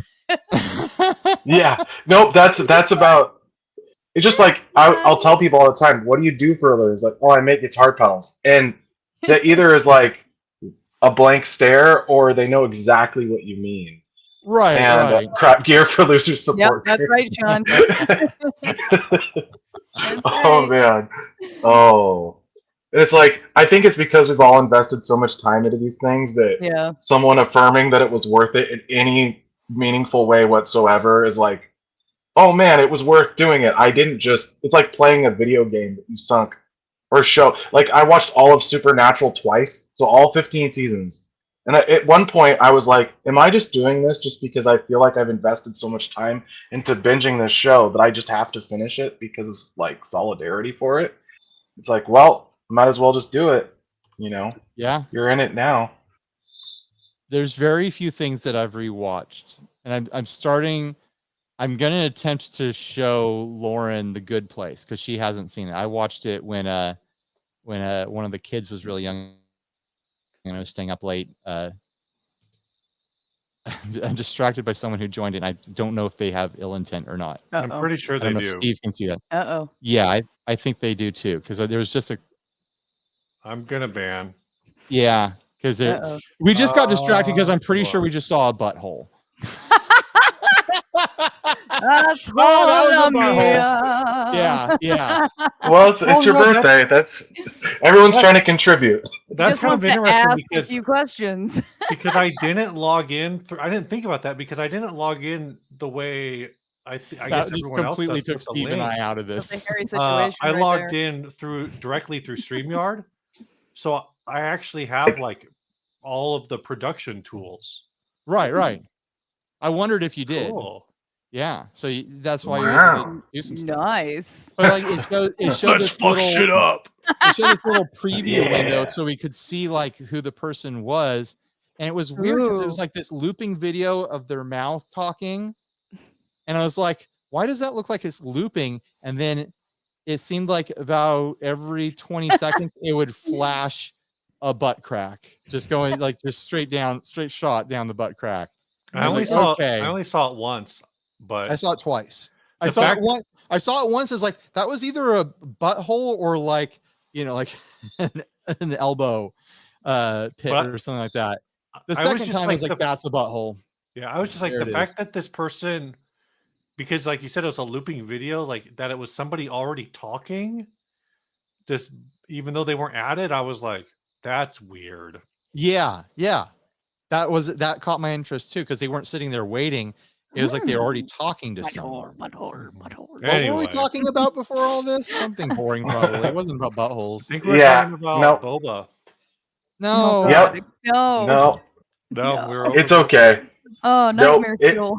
The whole reason that conversation even came up is because it was like we were talking about things that you care about. Like you get to this right. point, like work and side hustles. Like the whole reason I brought it up is because originally in that conversation was, if I wasn't doing pedals, this is probably the other thing I do because I really get excited about it.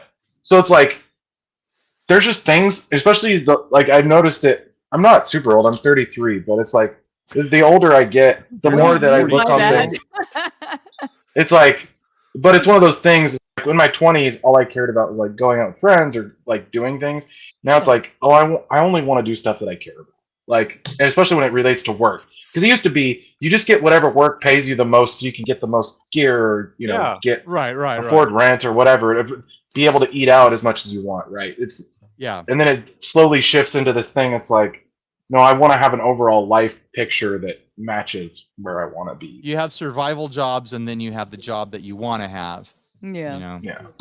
I just had a spider dropping down on me, and then I was trying to like get it on camera, and then it started to drop to the table, and then I tried to hit it with the string joy strings, but instead of hitting it, I blew it off the table, so it's still in the room with me. Oh man! You probably could hear the faintly sound of going wee. Whee! Yeah, that's exactly what happened.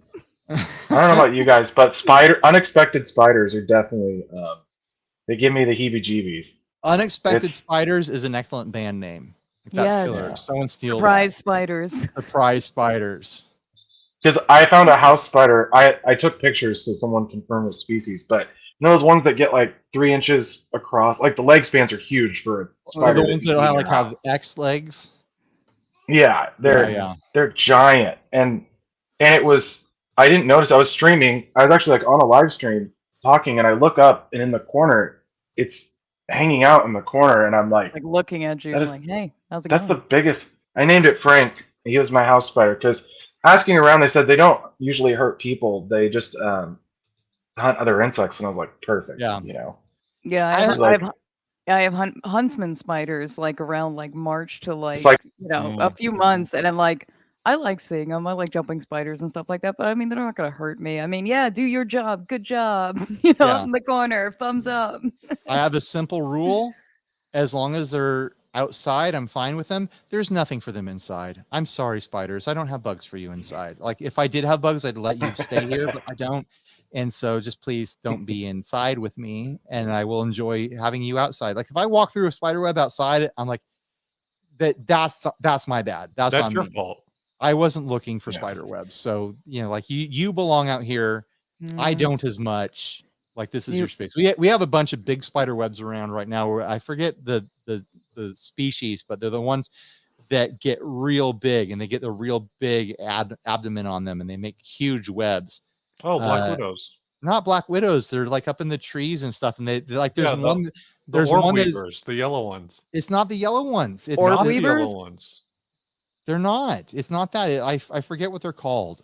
It's Are like Are they orb weavers? They're not orb weavers. No, they're not. Okay. Yeah, Hmm. at least I don't think. Watch, they're totally orb weavers. I mean, be they're not so all orb embarrassed. weavers. There's orb weavers that are like orange and Walking in brown, the and spider web. They're leaving brown. my you back. I'm Oh, Googling Ryan, I orb was going to weavers. ask a question. When I was going through guitars a lot, Not I an never orb wore weaver. frets out.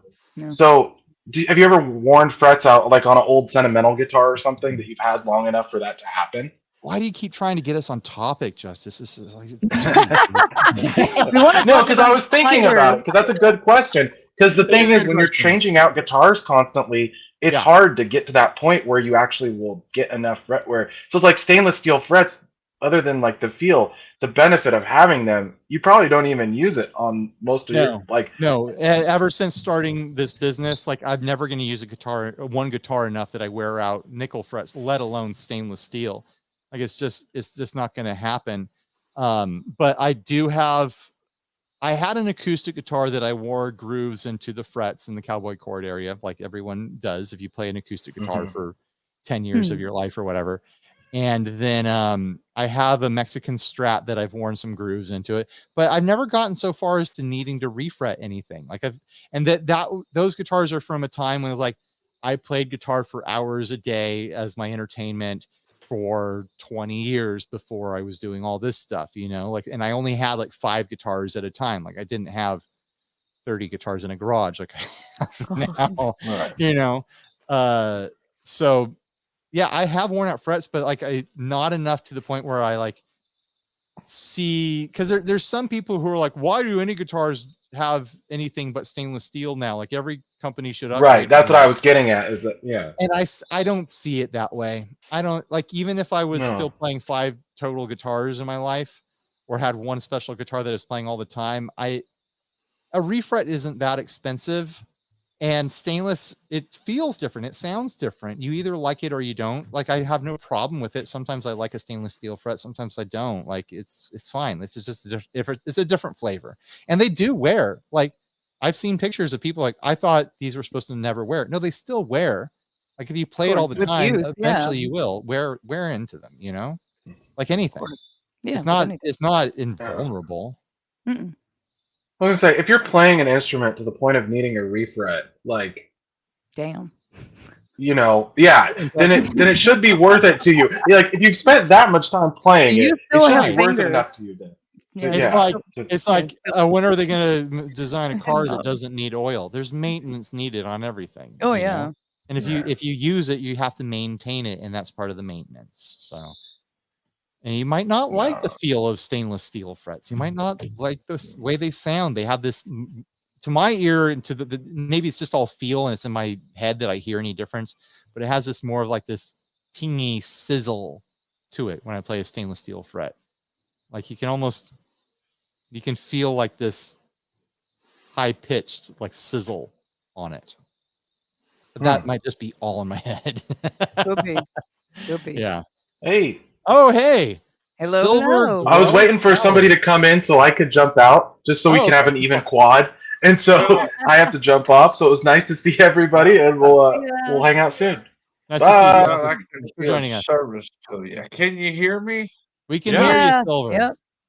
You can hear me? Okay. We can hear you. Can you hear us? I haven't been online anywhere for a long, long time. I wasn't sure if I was good to go. Yeah. I see. Yeah.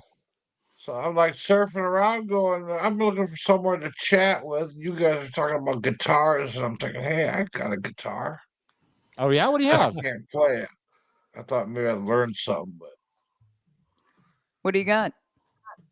I got a Fender Strat. It's just a cheap Fender. I got a Fender amp with it. I can make some cool noise, but that's all I do is make noise. I can't play. My fingers don't work. No, all I make is noise too. I relate. I'm frustrated and depressed that I am no good at the guitar. But I thought I'd try it. Now that I'm an old man, I thought I'd give it a try.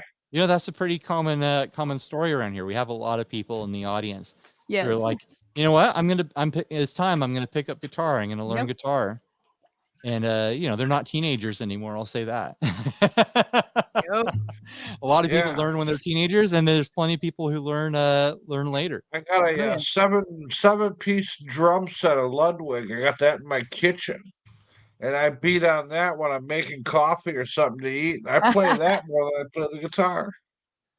I don't play the drums either. I'm just making noise on it, and I'm having a pretty good time with that.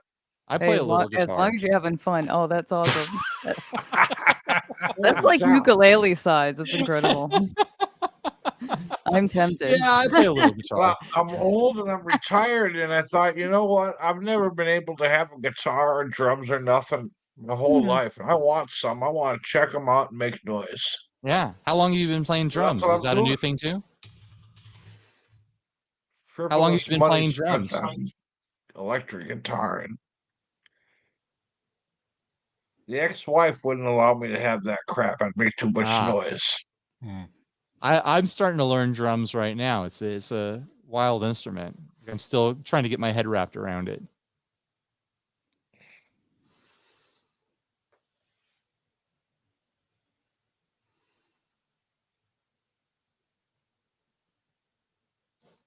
There's a guy, you got a lot of guitars back there, both of you guys. Holy cow. I just noticed you both have a lot of guitars. Damn. Yeah. That was beautiful. I got a few. I just realized you guys got a lot of guitars. Yeah, we have a lot of guitars around here. It's ridiculous. Holy cow. Yeah, he has guitars. I have effects pedals. So there's the contrast. What you don't see is for Ryan on the other side of the camera. There's another I've got a wall layer behind the camera. Are you in a guitar shop, or is this your personal stuff? I have 14 guitars on the wall across from me right now, which is silly. So the other three panels here, we're all guitar YouTubers. Steve in the top right there. Hi. He's my co-host for a podcast that we do, and Joe in the bottom right there, she has her own channel, and we do demos of guitars and pedals and amps and things like that. Silly stuff. Yeah. So that's why we have so much stuff. We have way more stuff than anyone should have, and it's honestly embarrassing most of the time. Because no one should have this much redundancy in their collections. Like, it's silly. We have so much stuff, and it just keeps coming, and it never stops. And that's the cart we've saddled our horses to. Have a backup guitar and some extra parts. There's nothing wrong with that. No, well, I've got a few backup guitars, I'll say that. I've got backup guitars for my backup guitars, and I try to sell some of them every now and then. I have a rule right now that I can't have more guitars than I have hooks, because I have the wall hangers. And then when I get guitars, amps? Do you have different amps too, or do you use the same amp and just a different guitar? I got amps. You got amps all over the place too. Them, for instance. That's just in here. Like I've got. Start your own music store. I really could. I really could. I have more stuff than a lot of music stores I visited. Like, it's embarrassing. And my wife tries to encourage it. She's like, "Hey, honey, you could decorate this room with guitars if you want to." Like, stop it. No, don't give me ideas. Stop. This stuff should not invade the rest of the house. Like, I there's too much already. It's silly. So what do you do, Silver? Like, what's your story? Are you a retired guy, or are you working, or what's your hobbies? Oh, me? Yeah. You. Oh. Tell us about yourself. Silver. Oh, sorry. Yeah, I forgot my name came up that. What do? I'm retired. Okay. Used to throughout my life I was a cook, metalworking, and then truck driving. So I got like 3 careers. What kind of cook were you? Like, were you working? 53-foot box. All right. Railroad containers, just normal shipping in the city. City delivery. Oh, okay. Shit for the Canadians, stuff like, just different jobs. Gotcha. The occasional flatbed, I hated that. That was your trucking. How was my truck? That was your trucking when you were working in trucking. That's what you're talking about? Where? Did you say where did I truck? No, No, I'm saying that. Yeah, I'm saying you're talking about your trucking experience. That was your trucking experience. Yeah, it was all mostly local. I only went over the road for 6 months. Then I went Gotcha. and said, forget that. You know, Yeah. I'm gonna get paid real money to work in the state. I'm home Right. every night. I got a wife, a kid, a mortgage, a car payment, house payment. Yeah. After 9/11, I got laid off. There was nothing to do, so I started driving a truck. I did that the rest of my life. We've got Sean M joining the stream. Hey, Sean. Yo. Hey, Hi, guys. Sean. How are you doing, man? Truck, I did it for first for commission and then for just an hourly wage. It paid pretty good. Cool. That's awesome. Yeah. Is that a Lewitt mic you have, Sean? What? My father, I got divorced. Yeah, buddy. That's right? The ex-wife said, "Get the fuck out." And when I got out, I was delivering pizza and sandwiches. Henning's doing. I was a pizza guy. Living poor, living with a guy, renting a room from some guy. Then my mother told me my father was dying. Yada, yada, yada. She's half crazy, so I went and took care of her till she died.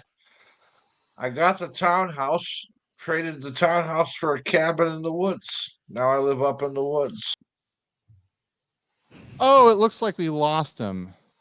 Uh-oh. Where'd he go? He lost connection.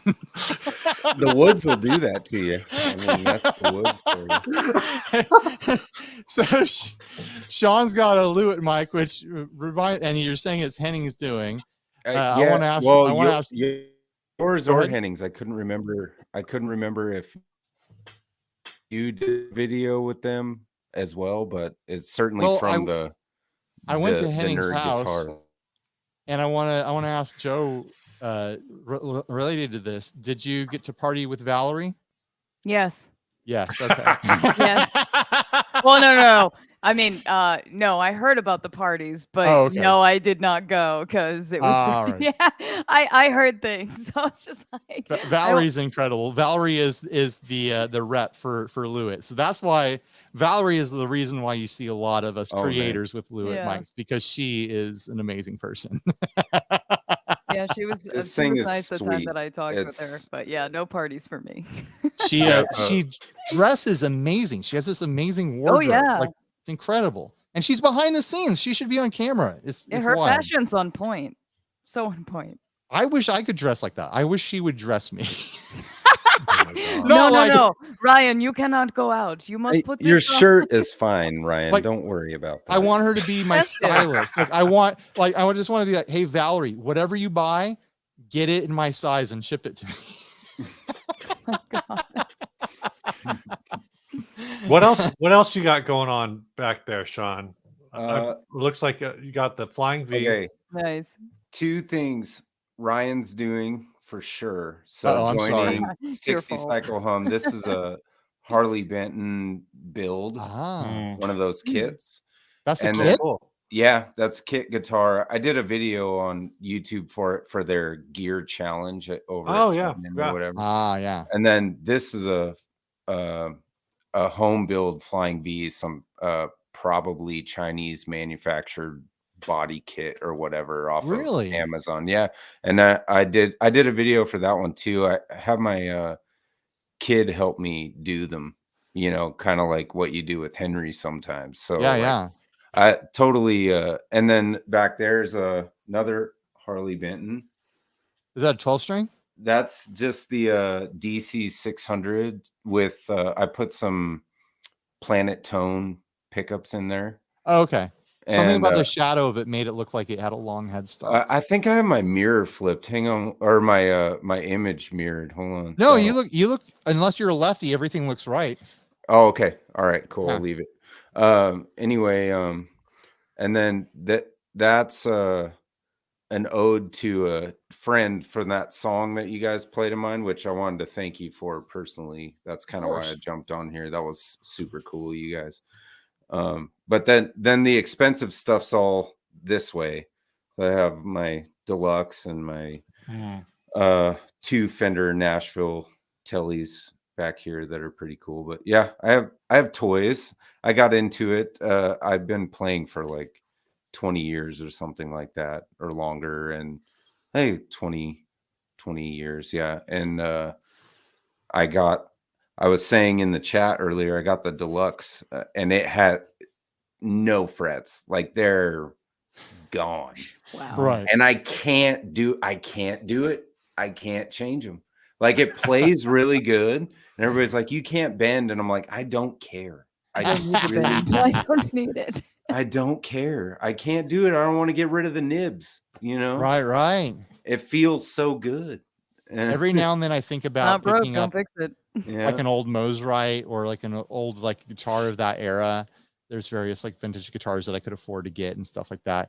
And then I think about the fact that they all have like the speed fret thing going on, where they're just like super flat. They're basically like just the fret marker on a fretless guitar. It's a suggestion. It's a suggestion. Yeah. So I don't know if I can actually hang with that, you know, like, am I going to be bummed out? Yeah. I'm a modern guy. I learned to play guitar in the 90s. Like, every guitar I picked up that had flat frets, I thought there was a problem. Like, it's not a feature to me. You know? Well, so hang on. So this is nice. So this is Excalibur. My father and I named it. It was his guitar first, and is it a Gibson or is it a lawsuit thing? It's Gibson. Yeah, it's Gibson. Yeah, that's nice. And everybody dogs on 70s Gibson stuff. This thing, no headstock, nothing. Like, it's clean. Yeah, I gigged it in like 2007 in a band I was in forever. It was my only guitar. And I remember when I was 3, I walked into my dad's guitar room, and it was on the stand, and it was plugged in to his like Hot Rod Deluxe or whatever. And I flipped that bitch on, and I went, and it was loud. Right. I woke everybody up. And surprise.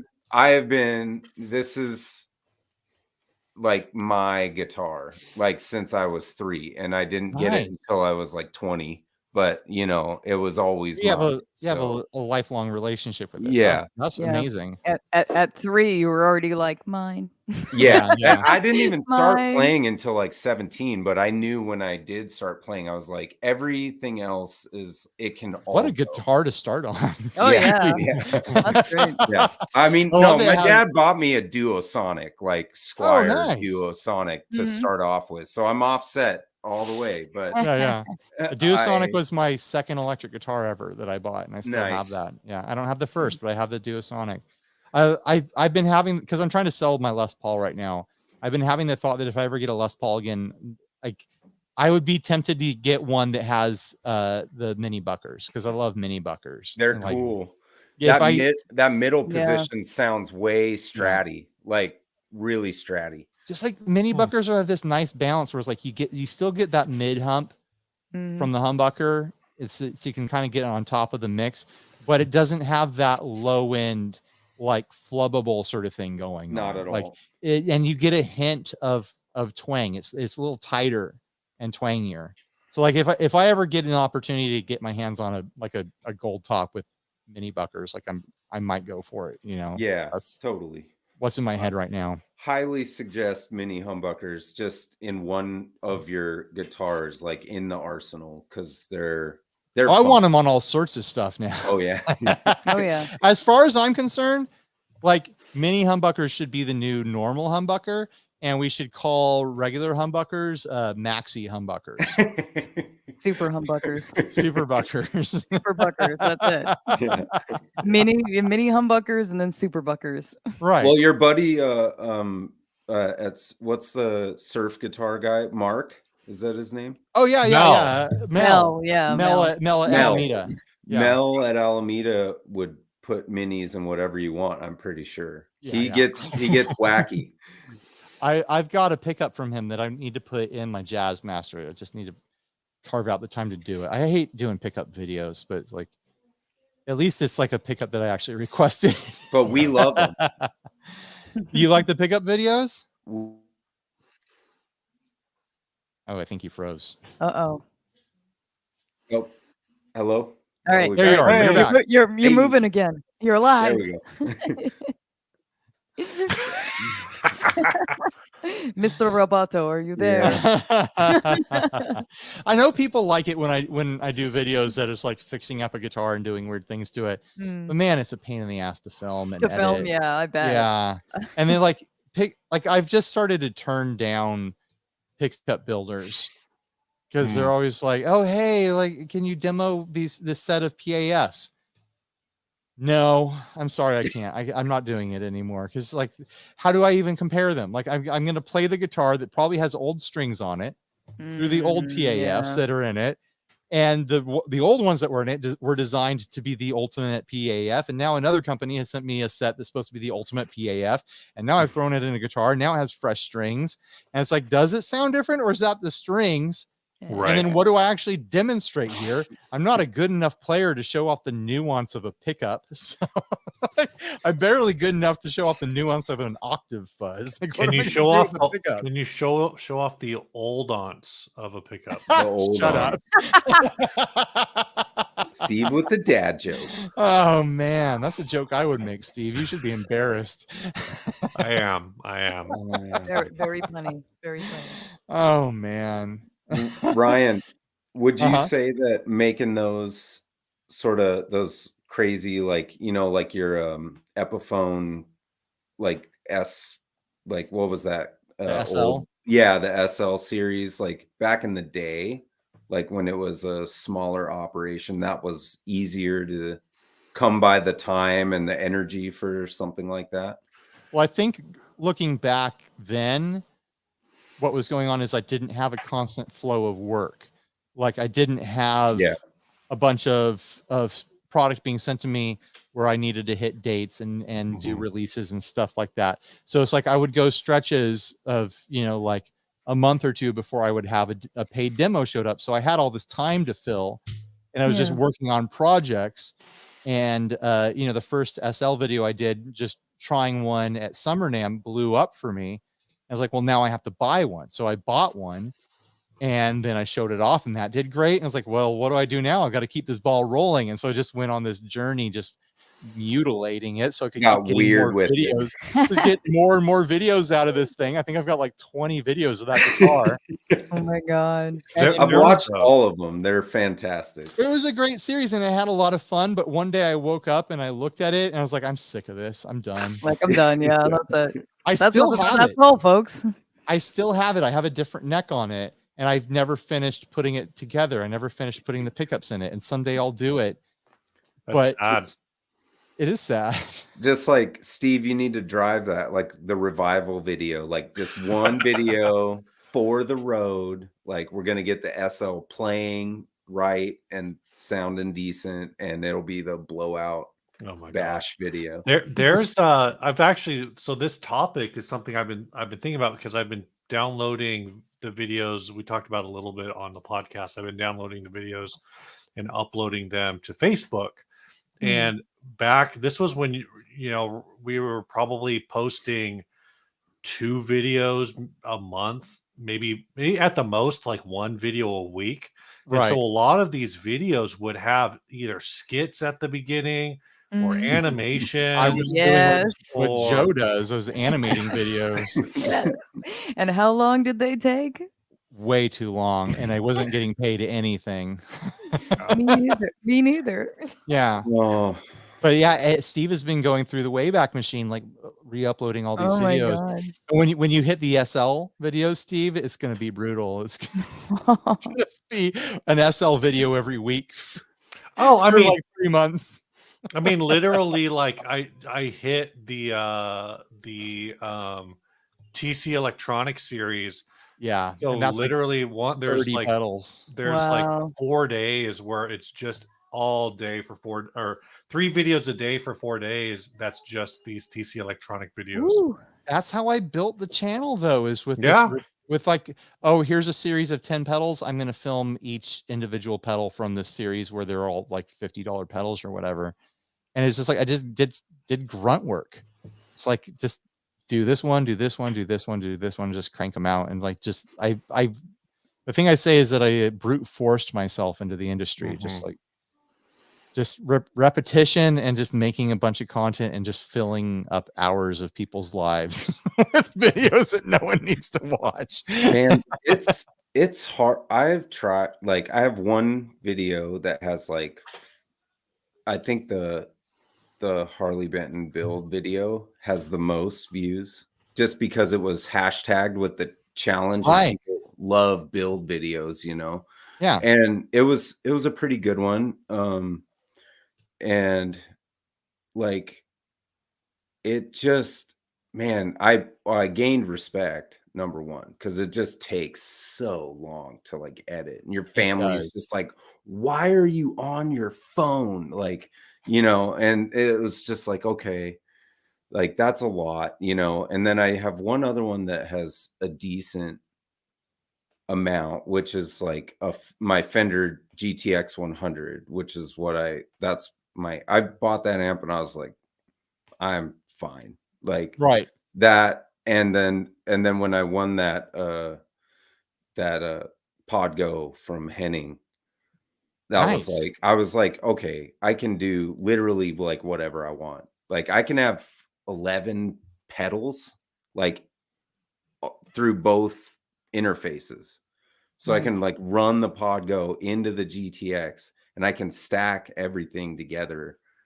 Like, so I was just like, oh, I'm done with that. But I did the GTX thing and I got a comment and a question today. And it's like really easy to manage one video where somebody comments once every 6 months or whatever. Right. You know, and it's like, oh, I can respond to that. I have time, you know, but you guys, like, oh, it's wild. I can't imagine. It's just, it's so much. Some of the times that I talk to people and they obviously try to, when they do demos themselves, I usually get those messages like, I understand all the work that you guys do now. Yeah. Like you have to do it to understand. It's not like, oh, they get free gear. They're like, no, this is work. It's like, like real work. Free. Yeah. It's a job. Yeah. It's a job.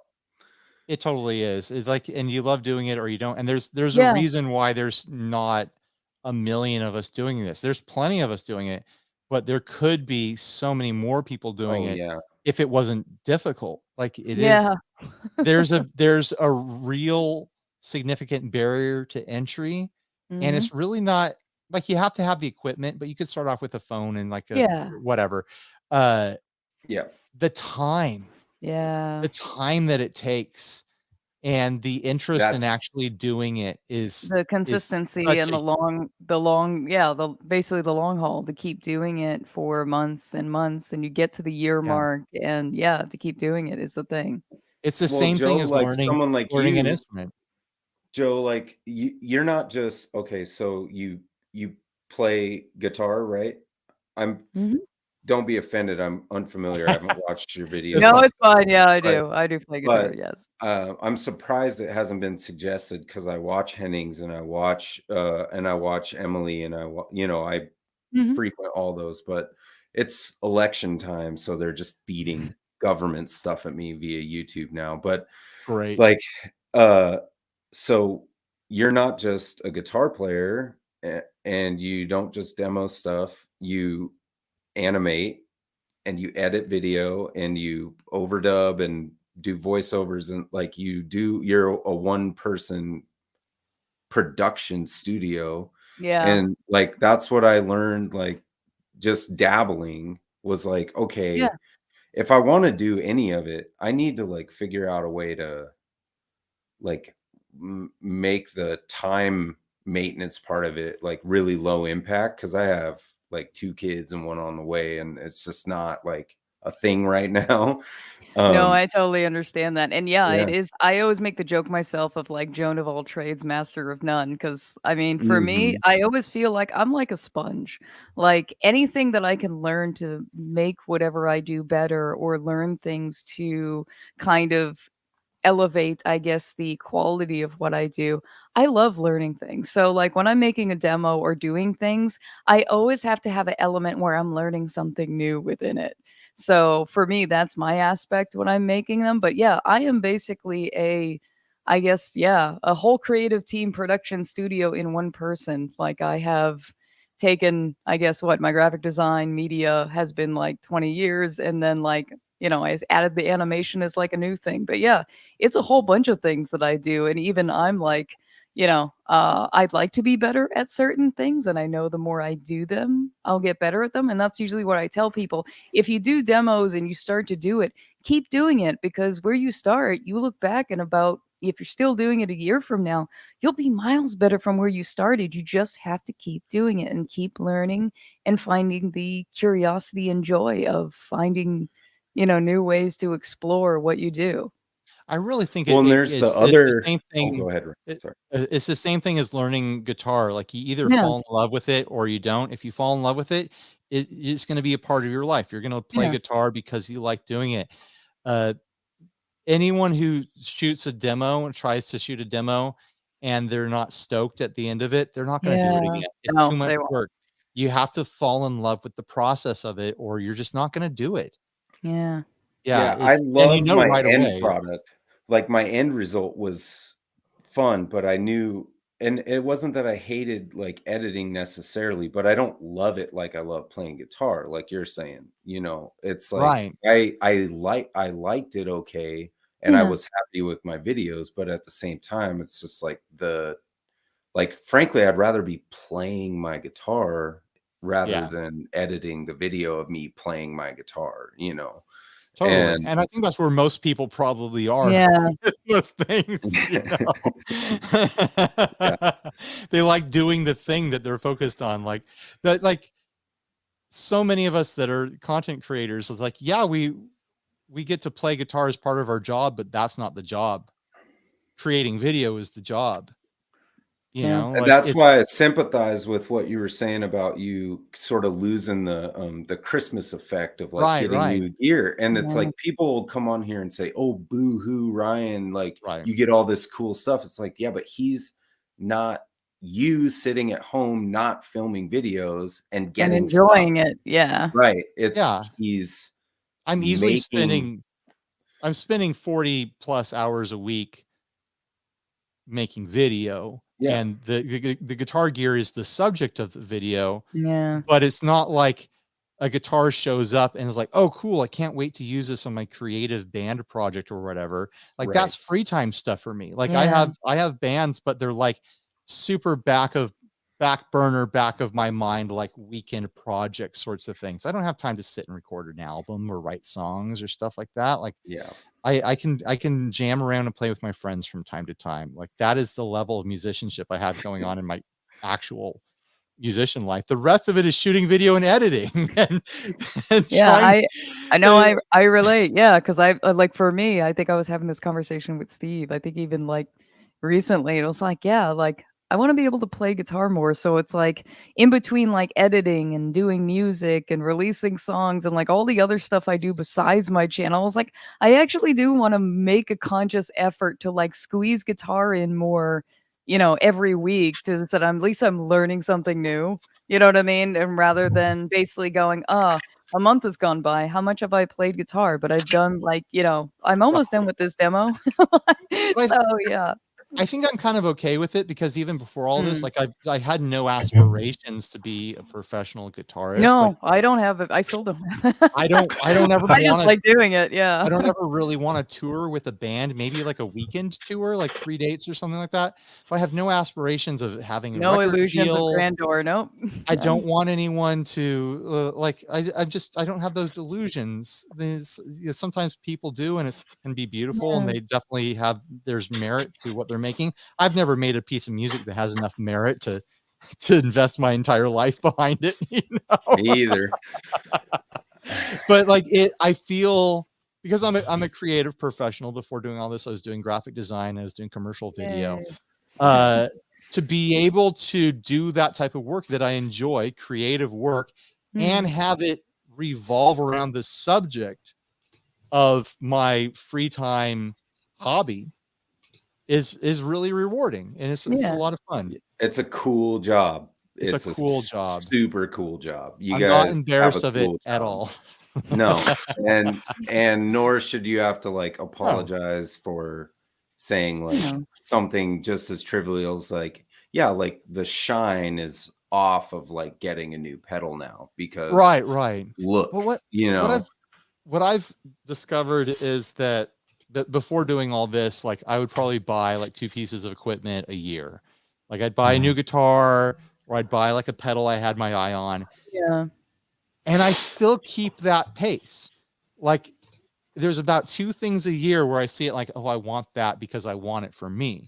Like I've maintained the same consumerism pace in my personal life, but in my business life, I'm just being flooded with all this gear.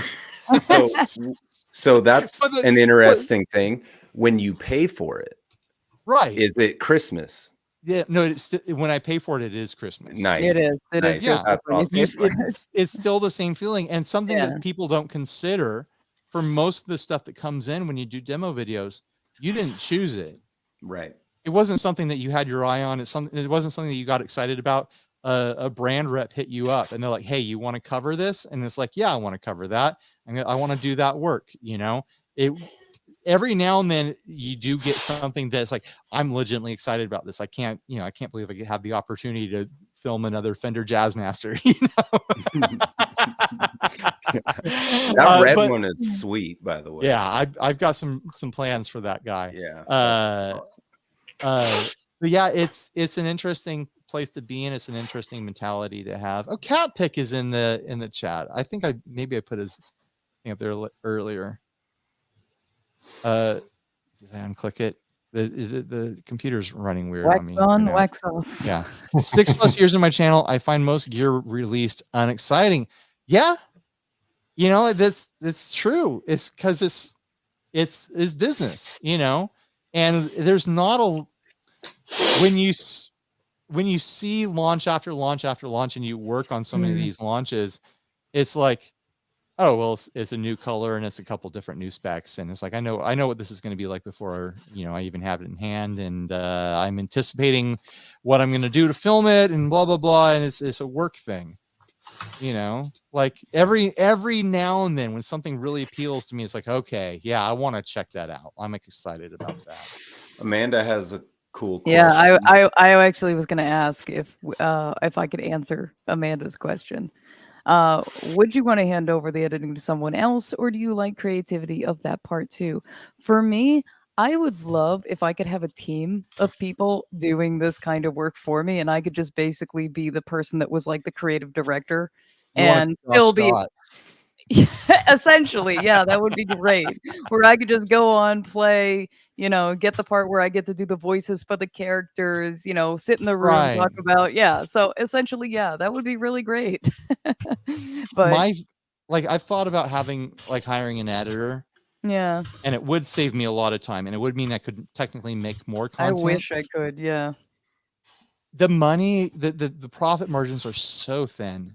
Yeah, exactly. I would feel bad, like what I would be able to pay someone to edit. Yeah, it wouldn't be fair. Yeah. Someone hit me up in a chat like 2 years ago, and then they recently started chatting me with again, and I saw their first message, and in their first message 2 years ago, they were offering their editing services. They're like, hey, I've started editing. I'm charging clients $40 per video. And I wrote them back and I was like, I hope you're not charging $40 a video still. Like, that's bonkers. No. Yeah. But the reality is, it's like, that's kind of how I value it for myself. Like, I want that $40 because I need that $40, but it's a lot of work for $40. Yeah. Like I can't afford to farm it out to someone, even though technically I would be able to make more videos. I can't farm it out because I actually need the money that I would be paying someone. And so it's like, that wouldn't be cost effective at all. I might be able to balance it out. Like, okay, now because I've been able to double my output, I can now pay someone to edit. And I know I could go through like services in India or whatever, but then that's a whole other problem. Like, can I trust someone else? Yeah. can I trust someone else to go through 2 hours of my footage that's just full of nonsense riffy noodling and know which segment to pick for the edit and all the other little nuances of editing? And the editing is part of the personality of a channel. And if you hand that over to someone, like, what's going to change? Like, I could test it out and find out. Maybe they'll do a better job than me, and they probably would. But that fear of handing over the control of it and losing the personality of your edit. And also, I enjoy editing. Yeah, too, there's a part of me that kind of worries about that too. And I mean, you don't want to hand that over to AI. No, I mean, not exactly. AI can't do it yet. Of the arts, you know what I mean? Right. Yeah. I would like an ideal situation for me is if I had someone who would work in the same room with me and would be sitting there editing. And that's what Josh Scott gets to have. He gets to have everything in house, be able to walk in and be like, hey, Ryan, take a look at this. What do you think about this? And like, no, use the next clip over, and just kind of guide them until they figure it out, sort of thing. Well, that's kind of a taste of that when I was at 42 Gear Street, of having a team to work with to do the videos. And I was just like, how would I operate within that if I made like an animated interview with someone? So I kind of did write a script and whatnot beforehand going.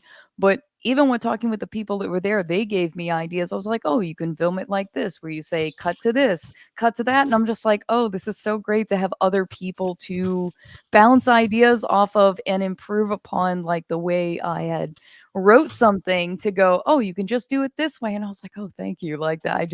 Obviously it made it so much easier and took a lot of the pressure off of me, that going into it, it was like, okay, this seems impossible, but thank you. Like, this now seems manageable to do.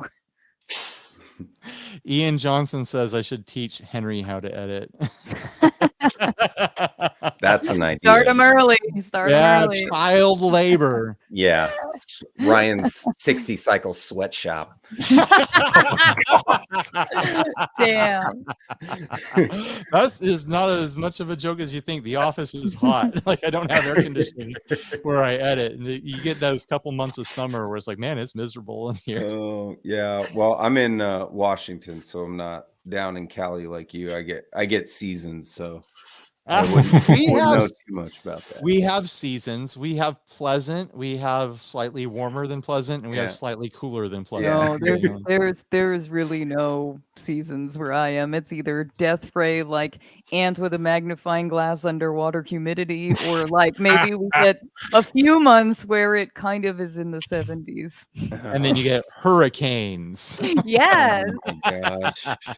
You know what? We just had a hurricane here in Southern California. I was surprised by that. Not a big deal. I don't know. I don't know what everyone's complaining about. No. Whatever. None of my lawn chairs got knocked over. Like, what's the big deal?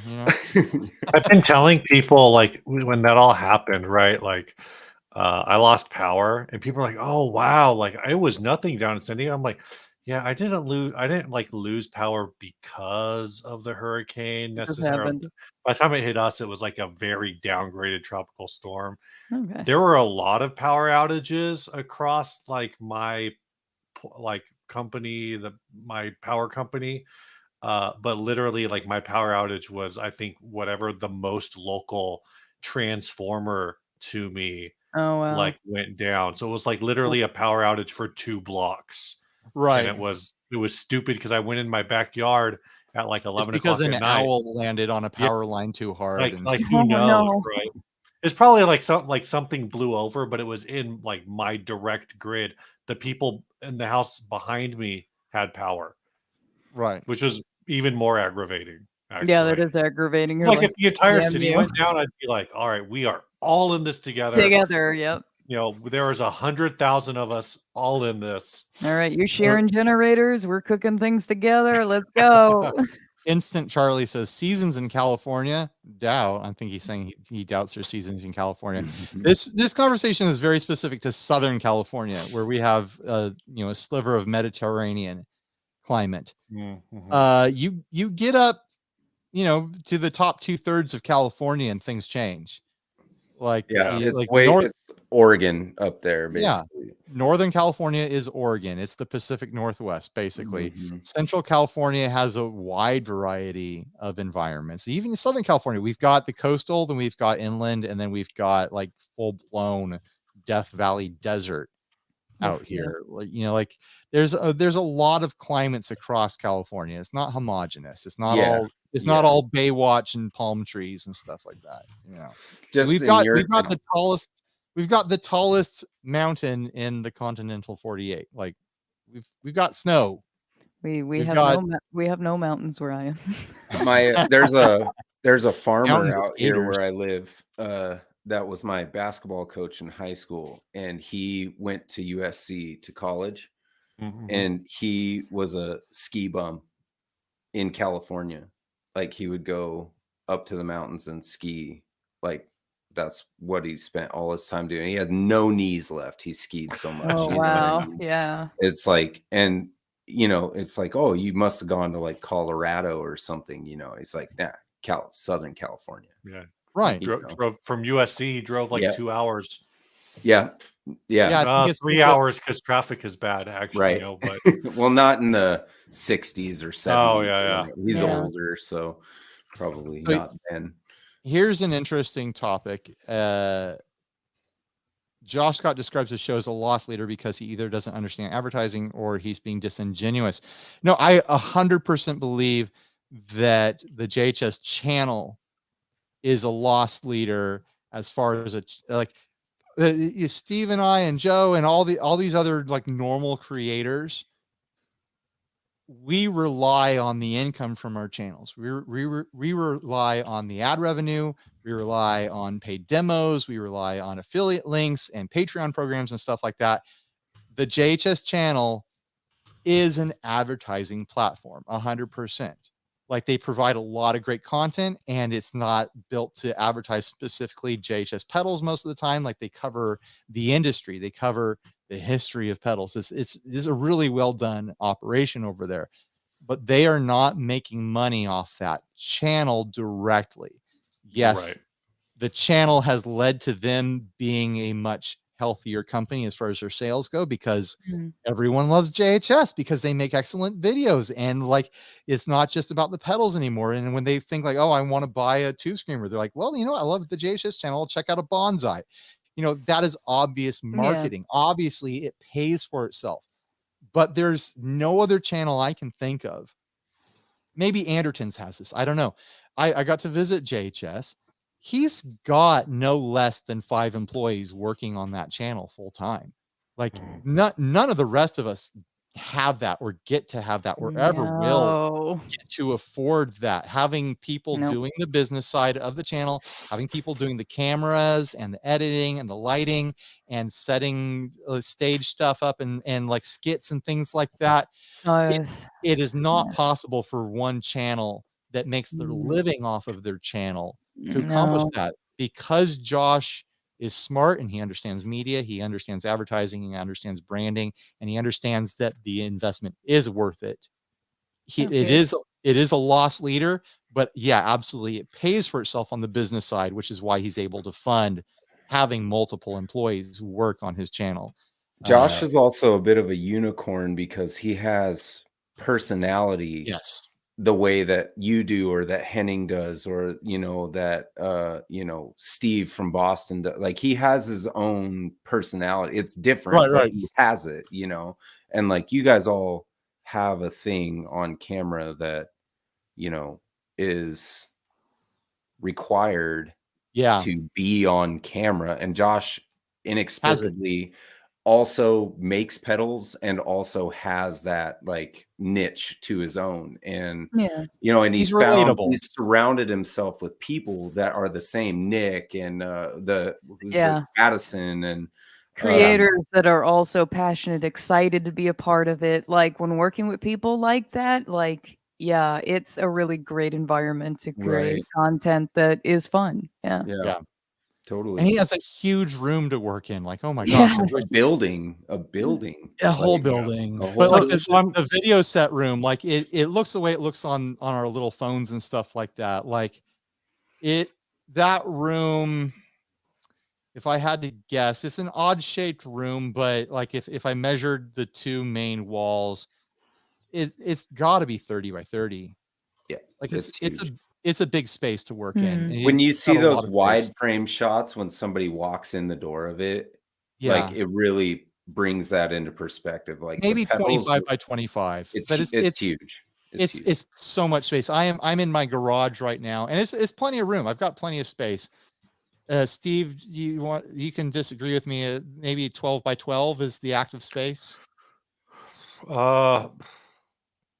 That sounds about It's the garage. that sounds about right. It's Yeah, half and of then it's half like of a two. It's excuse me. well, this wall behind me is a false wall that I've Yeah. built into the Oh, garage. okay. So it's about half of a 2-car garage. Okay. So Maybe like a little 12 by less. 16 or something like that. Maybe something like that. Yeah. I've built a little cube into the back side of it to be the set area here, and it's plenty of space. It's plenty of space to work in.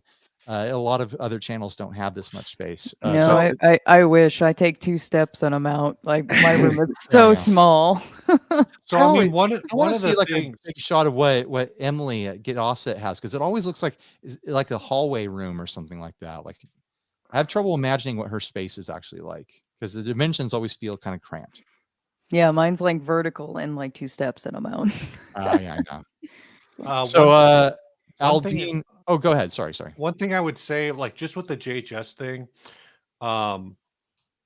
something I think, because he's in the comment, it was that he doesn't understand advertising or he's being disingenuous. And the thing is they don't really do advertising, right? They don't have sponsors the way like we have sponsors.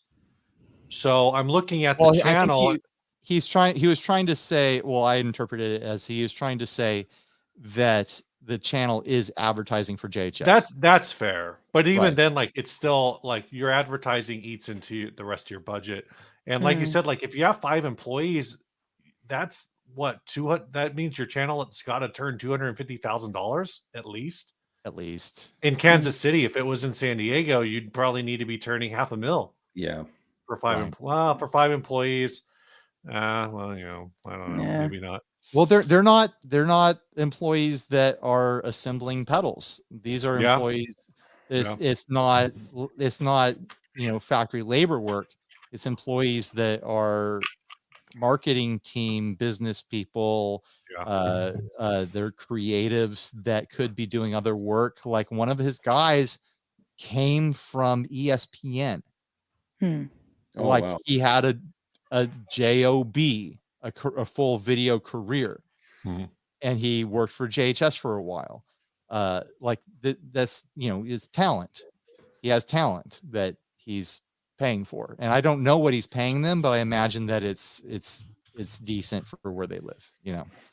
I hope that's not interpreted that I think each one of those people is making $50K. I'm saying I think that's probably the bare minimum I would expect for on an average. I actually saw a producer role at SciShow, which for what it's worth, you would be living in Missoula, Montana. I don't know what the cost of living is there, but for a producer for SciShow, the range I think was $55,000 to $68,000. I just went there to Gary Missoula. Clark Jr. Gary Clark Jr. concert. Me and the missus took a 24-hour turn trip up to Missoula. Ah, what a show, man. He had the sweetest ES335 I've ever seen. Wow. It was awesome.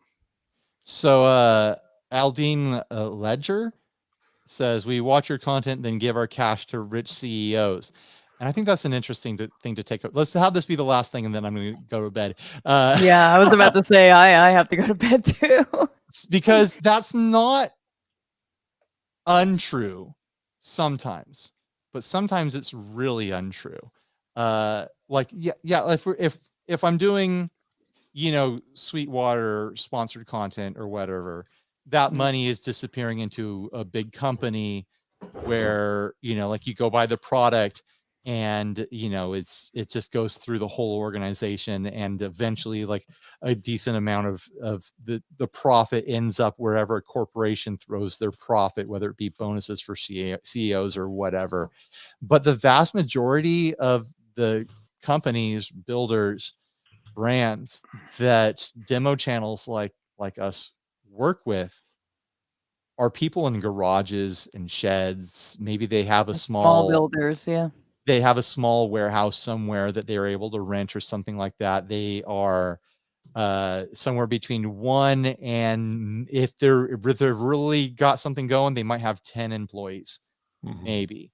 And like something I would say, like you could go buy a $3,000 Gibson and that money disappears into that sort of corporate structure, or you could go buy a $3,000, $2,500, $4,000, whatever, like kind of custom thing from a small builder, and now you're putting braces on teeth. Now you're putting kids into college and stuff like that. Now you're paying mortgages. Now you're putting food on tables. The money in paying into these small builders, which most of us cover, like most of these pedal companies are small builders where it's maybe 3 people, and that money is a lot more important to them in a way.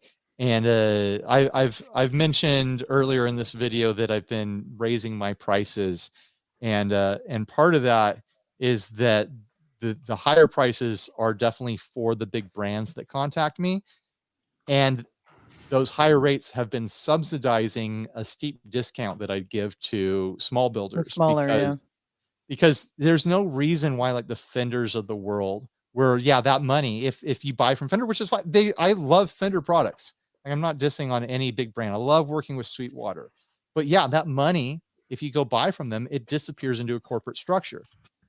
But I also want to work with all the small builders where like if I'm able to help a small builder sell 5 pedals, that pays bills for them. And obviously they can't afford the same thing that Fender should have to pay. Fender should have to pay.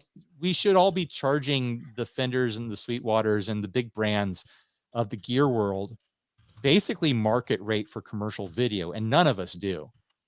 No content creator is charging market rate for what we do, which is sad. But we should be working towards that with the big brands to charge market rate for just standard commercial video.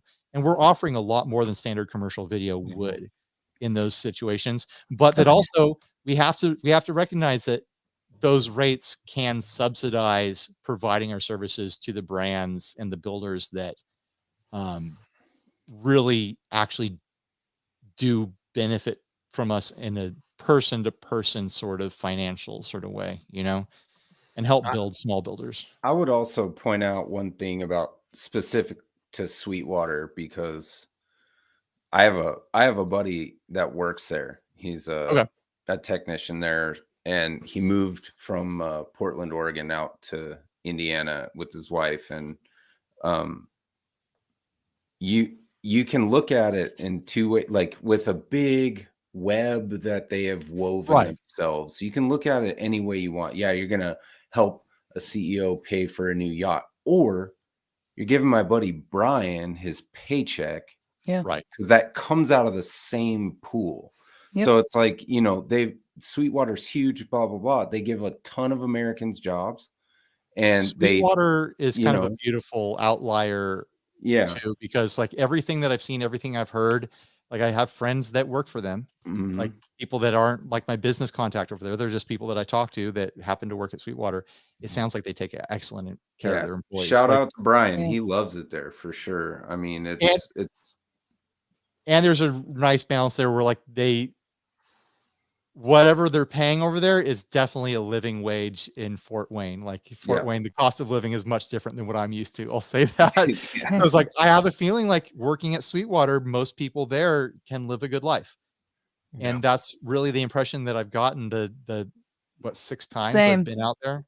Same. Even the time that I was out there recently, all the people that I talked to that worked there were really happy to be a part of, obviously, the event that was going on and loved their job. Like that. Yeah, it doesn't seem like there's bummers going on. And everyone has everyone has tiffs and things that they don't like about their employer, and I'm sure there's stories and there's things that didn't work out and people that had a bad time. But having worked in all sorts of different environments, it's like when I go out there, like I get on Zillow or Redfin or whatever. And, oh my gosh! And I'm like, what? Oh my God. should I live out here for 6 months a year or something like that? Should I do summers and like do like late spring through early fall and then go back home and just like live out there and, you know, make content and be an in-house or something like that when it's not snowing? Oh God. But you can buy a house there for 1/10 of what my house costs. Like, it's wild. And, you know, like I think people are doing just fine out there. And there's a reason why people move across country to go work for Sweetwater, you know? Yeah. All right, let's wrap this up because I'm tired. Yeah, it's me not too. to be my birthday in 20 minutes, so might as well go to bed. Happy birthday, buddy. Happy birthday. All right, fun chat, guys. I'm glad like 47 people have been hanging out. So thanks for hanging out, everyone. Everyone else who's going to watch this afterwards. And hold on, real quick. Go ahead, Steve. Instant Charlie, you need to email this to KDH. Josh started on his pappy's puddle plantation.